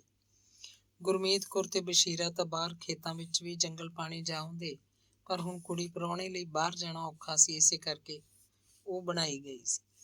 ਜਦੋਂ ਕਦੇ ਗੇਲੋ ਉੱਥੇ ਆਉਂਦੀ ਤੇ ਸਵੇਰੇ ਸਵੇਰੇ ਬੋਰ ਟੱਟੀ 'ਚ ਬੈਠੀ ਹੁੰਦੀ ਤਾਂ ਉਹਨੂੰ ਲੱਗਦਾ ਜਿਵੇਂ ਅਜੇ ਵੀ ਟੱਟੀ ਵਾਲੇ ਥਾਂ ਚੁਰਚਰਾਮੇ ਦੀ ਲਾਸ਼ ਦੱਬੀ ਪਈ ਹੋਵੇ। ਉਹ ਲੋੜ ਤੋਂ ਵੱਧ ਬੋਰ ਟੱਟੀ 'ਚ ਬੈਠੀ ਰਹਿੰਦੀ, ਦਿਮਾਗੀ ਪੱਧਰ ਤੇ ਕਿਤੇ ਦੀ ਕਿਤੇ ਪਹੁੰਚ ਜਾਂਦੀ। ਗੁਰਮੀਤ ਕੌਰ ਨੇ ਇੱਕ ਦਿਨ ਗੁਰਦੇਵ ਨੂੰ ਕਿਹਾ, ਉਹ ਹੁਣ ਮਨੂ ਨੂੰ ਮੋਟਰਸਾਈਕਲ ਤੇ ਕਿਧਰੇ ਨਾ ਲੈ ਕੇ ਜਾਇਆ ਕਰੇ, ਹੁਣ ਠੀਕ ਨਹੀਂ। ਗੁਰਦੇਵ ਸਿਰਫ ਮੁਸਕਰਾਇਆ ਤੇ ਫਿਰ ਜੇ ਕਿਧਰੇ ਮਨਪ੍ਰੀਤ ਦਾ ਜਾਣਾ ਜ਼ਰੂਰੀ ਹੁੰਦਾ ਤਾਂ ਉਹ ਕਾਰ 'ਚ ਜਾਂਦੇ। ਮਨਪ੍ਰੀਤ ਮੋਟੀ ਹੁੰਦੀ ਜਾ ਰਹੀ ਸੀ, ਉਹਦੇ ਅੰਗ ਪੈਰ ਭਰਨ ਲੱਗੇ ਸੀ, ਚਿਹਰਾ ਪਹਿਲਾਂ ਨਾਲੋਂ ਵੀ ਸੋਹਣਾ ਨਿਕਲਦਾ ਆ ਰਿਹਾ ਸੀ। ਉਹ ਮਾਮੀ ਨੂੰ ਪੁੱਛ ਕੇ ਖਾਂਦੀ ਪੀਂਦੀ। ਗੁਰਦੇਵ ਉਹਦਾ ਬਹੁਤਾ ਮੋਹ ਕਰਨ ਲੱਗਿਆ ਸੀ। ਮਨਪ੍ਰੀਤ ਜਿਵੇਂ ਕੱਚ ਦੀ ਗੁੱਡੀ ਹੋਵੇ। ਗੁਰਮੀਤ ਕੌਰ ਪੂਰੀ ਖੁਸ਼ ਸੀ, ਪਰ ਲੰਮੇ ਸਾਹ ਲੈਂਦੀ ਫਿਰਦੀ ਰਹਿੰਦੀ। ਭਵਿੱਖ ਹਨੇਰੇ ਦਾ ਨਾਂ ਵੀ ਹੈ। ਵਕਤ ਇੱਕ ਵਗਦਾ ਜੀਵਨ, ਪੈਰ ਪੈਰ ਤੇ ਸਦਮੇ ਹੈ, ਪੈਰ ਪੈਰ ਤੇ ਬਹਾਰਾਂ ਹਨ, ਪੈਰ ਪੈਰ ਤੇ ਹਾਦਸੇ। ਉਹਨਾਂ ਹੀ ਦਿਨਾਂ 'ਚ ਗੁਰਮੀਤ ਕੌਰ ਕਿਸੇ ਕੰਮ ਸੰਗਰੂਰ ਗਈ। ਉਹ ਸਵੇਰੇ ਸਵੇਰੇ ਗਏ ਸਨ, ਬਸ਼ੀਰਾ ਤੇ ਗੁਰਮੀਤ ਕੌਰ। ਕੁੜੀ ਪ੍ਰਾਹੁਣਾ ਘਰ ਸੀ। ਸੰਗਰੂਰ ਕੋਈ ਅਜਿਹਾ ਹੀ ਕੰਮ ਹੋਏਗਾ। ਉਹਨਾਂ ਨੇ ਦੁਪਹਿਰ ਤੋਂ ਪਹਿਲਾਂ ਮੁੜ ਆਉਣਾ ਸੀ, ਨਹੀਂ ਮੁੜੇ। ਪਿਛਲੇ ਪਹਿਰ ਜਾ ਕੇ ਕਿਤੇ ਸੁਨੇਹਾ ਮਿਲਿਆ ਕਿ ਬਸ਼ੀਰਾ ਤੇ ਗੁਰਮੀਤ ਕੌਰ ਸਰਕਾਰੀ ਹਸਪਤਾਲ 'ਚ ਹਨ, ਹਾਲਤ ਖਰਾਬ ਹੈ, ਛੇਤੀ ਪਹੁੰਚੋ। ਮਨਪ੍ਰੀਤ ਖੜੀ ਖੜੀ ਬੈਠ ਗਈ ਤੇ ਫਿਰ ਜਿਵੇਂ ਉਹਦੀ ਹੋਸ਼ ਮਾਰੀ ਗਈ ਹੋਵੇ। ਉਹਨੇ ਪੈਰ ਪਸਾਰ ਲਏ, ਉਹ ਤੋਂ ਰੋਇਆ ਨਹੀਂ ਜਾ ਰਿਹਾ ਸੀ। ਉਹਨੇ ਆਪਣੇ ਢਿੱਡ ਨੂੰ ਹੱਥ ਪਾਇਆ ਹੋਇਆ ਸੀ। ਗੁਰਦੇਵ ਉਹਨੂੰ ਸਾਂਭਣ ਲੱਗਿਆ। ਨੰਦੂ ਭੱਜ ਕੇ ਪਾਣੀ ਲਿਆਇਆ। ਮਨਪ੍ਰੀਤ ਨੇ ਅੱਖਾਂ ਝਮਕੀਆਂ ਤਾਂ ਗੁਰਦੇਵ ਨੇ ਉਹਨੂੰ ਅੰਦਰ ਕਮਰੇ 'ਚ ਲਿਜਾ ਕੇ ਬੈੱਡ ਤੇ ਪਾ ਦਿੱਤਾ। ਆਪ ਉਹਨੇ ਮੋਟਰਸਾਈਕਲ ਸਟਾਰਟ ਕੀਤਾ, ਸੰਗਰੂਰ ਨੂੰ ਭੱਜ ਪਿਆ। ਨੰਦੂ ਗੁਆਂਢ 'ਚੋਂ ਕਰਤਾਰੇ ਫੌਜੀ ਦੀ ਘਰ ਵਾਲੀ ਨੂੰ ਸੱਦ ਲਿਆਇਆ ਸੀ। ਅਗਲੇ ਦਿਨ ਦੁਪਹਿਰੇ ਜੇ ਉਹਨਾਂ ਦੀਆਂ ਲਾਸ਼ਾਂ ਪਿੰਡ ਪਹੁੰਚ ਗਈਆਂ। ਆਥਣ ਨੂੰ ਸੰਸਕਾਰ ਵੀ ਕਰਤਾ ਗਿਆ। ਜਦੋਂ ਆਪਣਾ ਕੰਮ ਮੁਕਾ ਕੇ ਉਹ ਸੰਗਰੂਰ ਤੋਂ ਚੱਲੇ ਸੀ, ਸ਼ਹਿਰ ਤੋਂ ਬਾਹਰ ਨਿਕਲ ਆਏ ਸੀ ਤਾਂ ਇੱਕ ਲੋਹੇ ਦੇ ਭਰੇ ਟਰੱਕ ਨਾਲ ਉਹਨਾਂ ਦੀ ਮਾਰੂਤੀ ਦੀ ਟੱਕਰ ਹੋ ਗਈ। ਬਸ਼ੀਰਾ ਚਲਾ ਰਿਹਾ ਸੀ ਤੇ ਗੁਰਮੀਤ ਕੌਰ ਉਹਦੇ ਨਾਲ ਹੀ ਬੈਠੀ ਸੀ। ਕਾਰ ਉਲਟ ਗਈ, ਸੜਕ ਤੋਂ ਪਰਾਂ ਡੂੰਘੇ ਖਤਾਨ 'ਚ ਜਾ ਡਿੱਗੀ ਸੀ। ਉਦੋਂ ਹੀ ਲੰਘੀ ਜਾਂਦੀ ਇੱਕ ਬੱਸ ਦੀਆਂ ਸਵਾਰੀਆਂ ਨੇ ਉਹਨਾਂ ਦੋਵਾਂ ਨੂੰ ਮਸਾਂ ਖਿੱਚ ਕੇ ਕਾਰ 'ਚੋਂ ਕੱਢਿਆ ਸੀ। ਸੱਟਾਂ ਬਹੁਤ ਸੀ, ਦੋਵਾਂ ਦੇ ਥਾਂ ਥਾਂ ਤੋਂ ਲਹੂ ਵਗ ਰਿਹਾ ਸੀ। ਪਤਾ ਨਹੀਂ ਕੀ ਟੁੱਟ ਗਿਆ ਸੀ। ਉਹਨਾਂ ਨੂੰ ਕਿਤੇ ਸੁਰਤ ਨਹੀਂ ਸੀ। ਸਵਾਰੀਆਂ ਨੇ ਇੱਕ ਹੋਰ ਖਾਲੀ ਟਰੱਕ 'ਚ ਉਹਨਾਂ ਨੂੰ ਸਰਕਾਰੀ ਹਸਪਤਾਲ ਪਹੁੰਚਾ ਦਿੱਤਾ। ਬੱਸ ਦੀਆਂ ਸਵਾਰੀਆਂ ਆਖਰੀਆਂ ਸੀ। ਲੋੜ ਵੇਲੇ ਲੋਕਾਂ 'ਚ ਹੀ ਰੱਬ ਜਾਗ ਪੈਂਦਾ। ਇਹ ਰੱਬ ਹੀ ਸੀ ਜਿਹਨੇ ਉਹਨਾਂ ਨੂੰ ਹਸਪਤਾਲ ਪਹੁੰਚਾ ਦਿੱਤਾ। ਹੁਣ ਜੇ ਉਹਨਾਂ ਦੀ ਵਧੀ ਹੋਈ ਤਾਂ ਬਚ ਵੀ ਸਕਦੇ ਨੇ। ਹਸਪਤਾਲ ਜਾ ਕੇ ਬਸ਼ੀਰੇ ਨੇ ਮਾੜਾ ਜਿਹਾ ਮੂੰਹ ਖੋਲਿਆ ਸੀ ਤੇ ਦੱਸਿਆ ਸੀ ਕਿ ਉਹ ਚੱਠਿਆਂ ਦੇ ਨੇ, ਪਿੰਡ ਉਹਨਾਂ ਦੇ ਜਮਾਈ ਗੁਰਦੇਵ ਸੀ, ਉਹਨੂੰ ਖਬਰ ਕਰ ਦਿਓ। ਗੁਰਮੀਤ ਕੌਰ ਤਾਂ ਬੋਲੀ ਨਹੀਂ। ਜਦੋਂ ਨੂੰ ਗੁਰਦੇਵ ਸੰਗਰੂਰ ਹਸਪਤਾਲ ਪਹੁੰਚਿਆ, ਉਹ ਦੋਵੇਂ ਮਰ ਚੁੱਕੇ ਸੀ। ਹਨੇਰਾ ਹੋ ਚੁੱਕਿਆ ਸੀ। ਡਾਕਟਰ ਲਾਸ਼ਾਂ ਵੀ ਨਹੀਂ ਦੇ ਰਹੇ ਸੀ। ਕੋਈ ਕਾਗਜ਼ੀ ਕਾਰਵਾਈ ਕਰਦੇ ਫਿਰ ਤੁਰ ਰਹੇ ਸੀ। ਪਤਾ ਨਹੀਂ ਕੀ ਕਰ ਰਹੇ ਸੀ, ਕੀ ਮੰਗ ਰਹੇ ਸੀ। ਗੁਰਦੇਵ ਤਾਂ ਆਪ ਮਰਿਆਂ ਬਰੋਬਰ ਸੀ। ਫਿਰ ਤੜਕੇ ਨੂੰ ਪਿੰਡੋਂ ਹੋਰ ਬੰਦੇ ਆਏ। ਲਾਸ਼ਾਂ ਹੀ ਮੁਸ਼ਕਲ ਨਾਲ ਮਿਲੀਆਂ। ਟਰੱਕ ਲਿਆਂਦਾ ਗਿਆ। ਪਿੰਡ ਦੇ ਲੋਕਾਂ ਨੇ ਸਲਾਹ ਜੀ ਬਣਾ ਕੇ ਗੁਰਮੀਤ ਕੌਰ ਦਾ ਦਾਹ ਸੰਸਕਾਰ ਹੀ ਕੀਤਾ, ਪਰ ਬਸ਼ੀਰੇ ਨੂੰ ਦੱਬਿਆ ਗਿਆ। ਅਜਿਹਾ ਸਭ ਕੁਝ ਪਿੰਡ 'ਚ ਰਹਿੰਦੇ ਕੁਝ ਮੁਸਲਮਾਨ ਘਰਾਂ ਨੇ ਕੀਤਾ ਸੀ। ਪਿੰਡ ਵਾਲਿਆਂ ਨੂੰ ਤਾਂ ਪਤਾ ਹੀ ਨਹੀਂ ਸੀ ਕਿ ਬਸ਼ੀਰੇ ਦਾ ਕੀ ਕਿਵੇਂ ਕਰਨਾ। ਗੁਰਮੀਤ ਕੌਰ ਦੇ ਦਾਹ ਸੰਸਕਾਰ ਵਾਲੇ ਨੂੰ ਨਥਾਣੇ ਤੋਂ ਗੇਲੋ ਪਹੁੰਚ ਗਈ। ਭਦੌੜ ਤੋਂ ਜਸਵੰਤ ਵੀ ਆ ਗਿਆ। ਜੋਗੇ ਵਾਲੇ ਵੀ ਸੱਦ ਲਏ ਗਏ। ਭੋਗ ਤੱਕ ਗੇਲੋ ਚਿੱਠੀ ਰਹੀ। ਸਭ ਕੁਝ ਨਿਰਵਿਘਨ ਸਮਾਪਤ ਹੋ ਗਿਆ। ਗੁਰਮੀਤ ਕੌਰ ਦੀਆਂ ਬੈਂਕ ਕਾਪੀਆਂ ਦੱਸਦੀਆਂ ਸਨ ਕਿ ਉਹਦੀ ਕਿਹੜੀ ਬੈਂਕ 'ਚ ਕਿੰਨਾ ਪੈਸਾ ਜਮ੍ਹਾਂ ਹੈ। ਭੋਗ ਤੋਂ ਕਈ ਦਿਨਾਂ ਬਾਅਦ ਜਦੋਂ ਗੁਰਮੀਤ ਕੌਰ ਦੀ ਕੰਧ ਵਿਚਲੀ ਅਲਮਾਰੀ 'ਚੋਂ ਜੰਦਾ ਤੋੜ ਕੇ ਕਾਗਜ਼ ਪੱਤਰ ਦੇਖੇ ਗਏ ਤਾਂ ਵਿੱਚੋਂ ਇੱਕ ਵਸੀਅਤਨਾਮਾ ਨਿਕਲਿਆ, ਜਿਸ 'ਚ ਲਿਖਿਆ ਸੀ ਕਿ ਗੁਰਮੀਤ ਕੌਰ ਦੀ ਮੌਤ ਤੋਂ ਬਾਅਦ ਉਹਦੀ ਜ਼ਮੀਨ ਜਾਇਦਾਦ ਦੀ ਹੱਕਦਾਰ ਮਨਪ੍ਰੀਤ ਕੌਰ ਪੁੱਤਰੀ ਸਰਦਾਰ ਜਗਰੂਪ ਸਿੰਘ, ਪਿੰਡ ਨਥਾਣਾ, ਜ਼ਿਲ੍ਹਾ ਬਠਿੰਡਾ ਹੋਏਗੀ। ਮਨਪ੍ਰੀਤ ਨੇ ਜਦੋਂ ਇਹ ਵਸੀਅਤਨਾਮਾ ਗੁਰਦੇਵ ਤੋਂ ਆਪਣੀ ਮਾਂ ਗੁਰਮੇਲ ਕੌਰ ਨੂੰ ਪੜ੍ਹ ਕੇ ਸੁਣਾਇਆ ਤਾਂ ਉਹਨਾਂ ਦੇ ਦਿਮਾਗ ਸੁੰਨ ਹੋ ਗਏ। ਉਹਨਾਂ ਨੂੰ ਇਸ ਲਿਖਤ ਉੱਤੇ ਇਤਬਾਰ ਨਹੀਂ ਸੀ ਆ ਰਿਹਾ। ਉਸ ਦਿਨ ਉਹਨਾਂ ਨੂੰ ਇੰਨੀ ਖੁਸ਼ੀ ਸੀ ਕਿ ਉਹ ਆਥਣ ਦੀ ਰੋਟੀ ਨਹੀਂ ਖਾ ਸਕੇ। ਤਹਿਸੀਲਦਾਰ ਤੇ ਪਟਵਾਰੀ ਨੂੰ ਪੈਸੇ ਦੇ ਕੇ ਗੇਲੋ ਨੇ ਸਭ ਤੋਂ ਪਹਿਲਾਂ ਇਹੀ ਕੰਮ ਕਰਵਾਇਆ। ਜ਼ਮੀਨ ਦਾ ਇੰਤਕਾਲ ਮਨਪ੍ਰੀਤ ਕੌਰ ਦੇ ਨਾਂ ਹੋ ਗਿਆ। ਗੇਲੋ ਨੂੰ ਆਪਣੇ ਪਿੰਡ ਮੁੜਨ ਦਾ ਕੋਈ ਫਿਕਰ ਨਹੀਂ ਸੀ। ਇਹ ਡਰ ਹੀ ਨਹੀਂ ਸੀ ਕਿ ਮਗਰੋਂ ਕਿਤੇ ਕੋਈ ਉਹਦੇ ਘਰ ਨੂੰ ਜਿੰਦੇ ਤੋੜ ਕੇ ਲੁੱਟ ਹੀ ਨਾ ਲਵੇ। ਇੰਤਕਾਲ ਦਾ ਸਾਰਾ ਕੰਮ ਨਿਬੇੜ ਕੇ ਗੇਲੋ ਨਥਾਣੇ ਨੂੰ ਚਲੀ ਗਈ। ਉਹਦੇ ਘਰ ਨੂੰ ਕਿਸੇ ਨੇ ਨਹੀਂ ਛੇੜਿਆ ਸੀ। 3 ਕੁ ਮਹੀਨਿਆਂ ਬਾਅਦ ਮਨਪ੍ਰੀਤ ਦੀ ਡਿਲੀਵਰੀ ਸੀ। ਗੇਲੋ ਆਪਣੇ ਘਰ ਨੂੰ ਜਿੰਦੇ ਕੁੰਡੇ ਲਾ ਕੇ ਚਾਬੀਆਂ ਨੱਥਾ ਸਿੰਘ ਦੇ ਘਰ ਫੜਾ ਕੇ ਚੱਠਿਆਂ ਨੂੰ ਆ ਗਈ। ਗੁਰਮੀਤ ਕੌਰ ਨੇ ਇਹ ਦਿਨ ਦੇਖਣੇ ਨਹੀਂ ਸਨ। ਮਨਪ੍ਰੀਤ ਦੀ ਗੋਦੀ ਮੁੰਡਾ ਸੀ। ਗੇਲੋ ਹਮੇਸ਼ਾ ਲਈ ਚੱਠਿਆਂ ਦੀ ਬਣ ਕੇ ਰਹਿ ਗਈ ਸੀ। ਉਹ ਮਨਪ੍ਰੀਤ ਦੇ ਬੱਚੇ ਨੂੰ ਪਾਲਦੀ। ਮਨਪ੍ਰੀਤ ਨੂੰ ਇੰਨਾ ਪਤਾ ਨਹੀਂ ਸੀ ਕਿ ਛੋਟੇ ਜਵਾਕ ਨੂੰ ਕਿਵੇਂ ਰੱਖੀਦਾ। ਗੇਲੋ ਦਿਨ ਰਾਤ ਬੱਚੇ ਦੇ ਆਰ 'ਚ ਹੀ ਰਹਿੰਦੀ। ਉਹ ਰੋਣ ਲੱਗਦਾ, ਫੜ ਕੇ ਉਹਨੂੰ ਚੁੱਪ ਕਰਾਉਣ ਲੱਗਦੀ। ਮਨਪ੍ਰੀਤ ਨੂੰ ਇਹ ਪਤਾ ਨਹੀਂ ਕਿ ਮੁੰਡਾ ਰੋਂਦਾ ਹੋਵੇ ਤਾਂ ਉਹਨੂੰ ਚੁੱਕੀਦਾ ਕਿਵੇਂ ਆ, ਵਰਾਉਣਾ ਕਿਵੇਂ ਹੈ। ਗੇਲੋ ਹੀ ਮੁੰਡੇ ਦਾ ਟੱਟੀ ਪਿਸ਼ਾਬ ਸਾਂਭਦੀ। ਪਿਸ਼ਾਬ ਤਾਂ ਉਹ ਕਦੇ ਵੀ ਕਿਤੇ ਵੀ ਕਰ ਦਿੰਦਾ। ਮਨਪ੍ਰੀਤ ਨੂੰ ਨਿੱਘੇ ਨਿੱਘੇ ਪਾਣੀ ਦਾ ਅਹਿਸਾਸ ਹੁੰਦਾ ਤਾਂ ਬਿਲ ਕੁੱਟਦੀ, ਮੰਮੀ ਗੋਗੇ ਨੇ ਸੁਸੂ ਕਰਤਾ। ਫੇਰ ਕੀ ਹੈ, ਕਰ ਲੈਣ ਦੇ, ਰੋਕਣਾ ਇਹਨੂੰ, ਬੱਚੇ ਦਾ ਪਿਸ਼ਾਬ ਤਾਂ ਪਾਣੀ ਹੁੰਦਾ। ਝੰਜਕਦੇ ਉਹ ਕੱਪੜਾ ਸੁੱਕੇ ਤੋਂ ਉਹ ਜਿਹਦਾ ਉਹ ਜਿਹਾ, ਗੇਲੋ ਸਮਝਾਉਂਦੀ। ਮਨਪ੍ਰੀਤ ਦੇ ਗੋਗੇ ਨੇ ਗੁਰਮੀਤ ਕੌਰ ਦੇ ਘਰ 'ਚ ਇੱਕ ਨਵਾਂ ਸੰਸਾਰ ਵਸਾ ਦਿੱਤਾ ਸੀ। ਗੁਰਦੇਵ ਨੂੰ ਇਸ ਛੋਟੀ ਜਿਹੀ ਉਮਰ 'ਚ ਹੀ ਕਬੀਲਦਾਰੀ ਦਾ ਭਾਰ ਚੁੱਕਣਾ ਪੈ ਗਿਆ। ਉਹ ਦਿਨੋਂ ਦਿਨ ਪਿੰਡ ਦੇ ਲੋਕਾਂ 'ਚ ਰਚ ਮਿਚ ਰਿਹਾ ਸੀ। ਦਿਨੋਂ ਦਿਨ ਉਹਦੀ ਮਹਿਮਾ ਵੱਧਦੀ ਜਾ ਰਹੀ ਸੀ। ਬੜਾ ਸਿਆਣਾ ਮੁੰਡਾ ਸੀ। ਉਹ ਸ਼ਰਾਬ ਨਹੀਂ ਪੀਂਦਾ ਸੀ, ਨਾ ਉਹਦੇ 'ਚ ਮੁੰਡਪੁਣਾ ਸੀ ਕੋਈ। ਉਹ ਲੰਡਰ ਮੁੰਡਿਆਂ ਦੇ ਨੇੜੇ ਨਹੀਂ ਜਾਂਦਾ ਸੀ। ਹੌਲੀ ਹੌਲੀ ਉਹਨੂੰ ਪਿੰਡ ਦਾ ਜਗਰਾਫੀਆ ਸਮਝ ਆ ਰਿਹਾ ਸੀ। ਗਿਲਪੱਤੀ ਦੀ ਸੱਥ 'ਚ ਸਿਆਣੇ ਬੰਦੇ ਗੁਰਦੇਵ ਦੀ ਤਾਰੀਫ ਕਰਦੇ। ਗੁਰਮੀਤ ਕੌਰ ਦਾ ਜਮਾਈ ਇਹ ਜੋਗੇ ਵਾਲਾ ਮੁੰਡਾ ਕਿੰਨਾ ਸਾਊ ਹੈ, ਬਸ ਆਪਣੇ ਘਰ ਕੰਨੀ ਧਿਆਨ ਰੱਖਦਾ, ਨਾ ਮਾੜੇ ਥਾਂ ਖੜੇ ਨਾ ਗੱਲ ਕਰੇ। ਦੇਖ ਲਓ ਭਾਈ, ਸਦੀ ਪਲਟ ਗਈ। ਕਿੱਥੇ ਕਦੇ ਬਖਤੌਰਾ ਹੁੰਦਾ ਸੀ, ਫਿਰ ਉਹਦਾ ਮੁੰਡਾ ਬਚਿੱਤਰ। ਗੁਰਮੀਤ ਕੌਰ ਦੀ ਕਬੀਲਦਾਰੀ ਚੱਲੀ ਫਿਰ, ਤੇ ਆਹ ਹੁਣ ਪਾਸਾ ਹੀ ਪਲਟ ਗਿਆ। ਕਿਤੋਂ ਦਾ ਮੁੰਡਾ ਹੀ ਮਾਲਕ ਬਣ ਬੈਠਾ। ਕੋਈ ਪਤਾ ਸੀ ਵੀ ਬਖਤੌਰੇ ਦੀ ਦੋਹਤੀ ਦੇ ਨਾਂ ਜ਼ਮੀਨ ਚੜ ਜੂਗੀ ਇਹਨਾਂ ਦੀ। ਤੇ ਆਹ ਕੁੜੀ ਬਖਤੌਰੇ ਦੀ ਗੇਲੋ, ਇਹ ਵੀ ਤਾਂ ਬੈਠੀ ਮੁੜ ਕੇ ਚੱਠਿਆਂ 'ਚ। ਇਹ ਕਿਉਂ ਇੱਥੇ ਰਹਿੰਦੀ ਹੈ ਬਈ? ਕੋਈ ਅਣਜਾਣ ਬੰਦਾ ਪੁੱਛਣ ਬੈਠ ਜਾਂਦਾ। ਬੰਦਾ ਤਾਂ ਹੈ ਨਹੀਂ, ਨਾ ਕੋਈ ਹੋਰ ਜਵਾਕ ਜੱਲਾ ਹੈ, ਬਸ ਇਹ ਕੁੜੀ ਹੀ ਕੁੜੀ ਹੈ। ਇੱਕ ਇਹਦੀ ਬੰਦਾ ਨਸ਼ੇ ਪੱਤੇ ਕਰਦਾ ਸੀ, ਮਰ ਗਿਆ।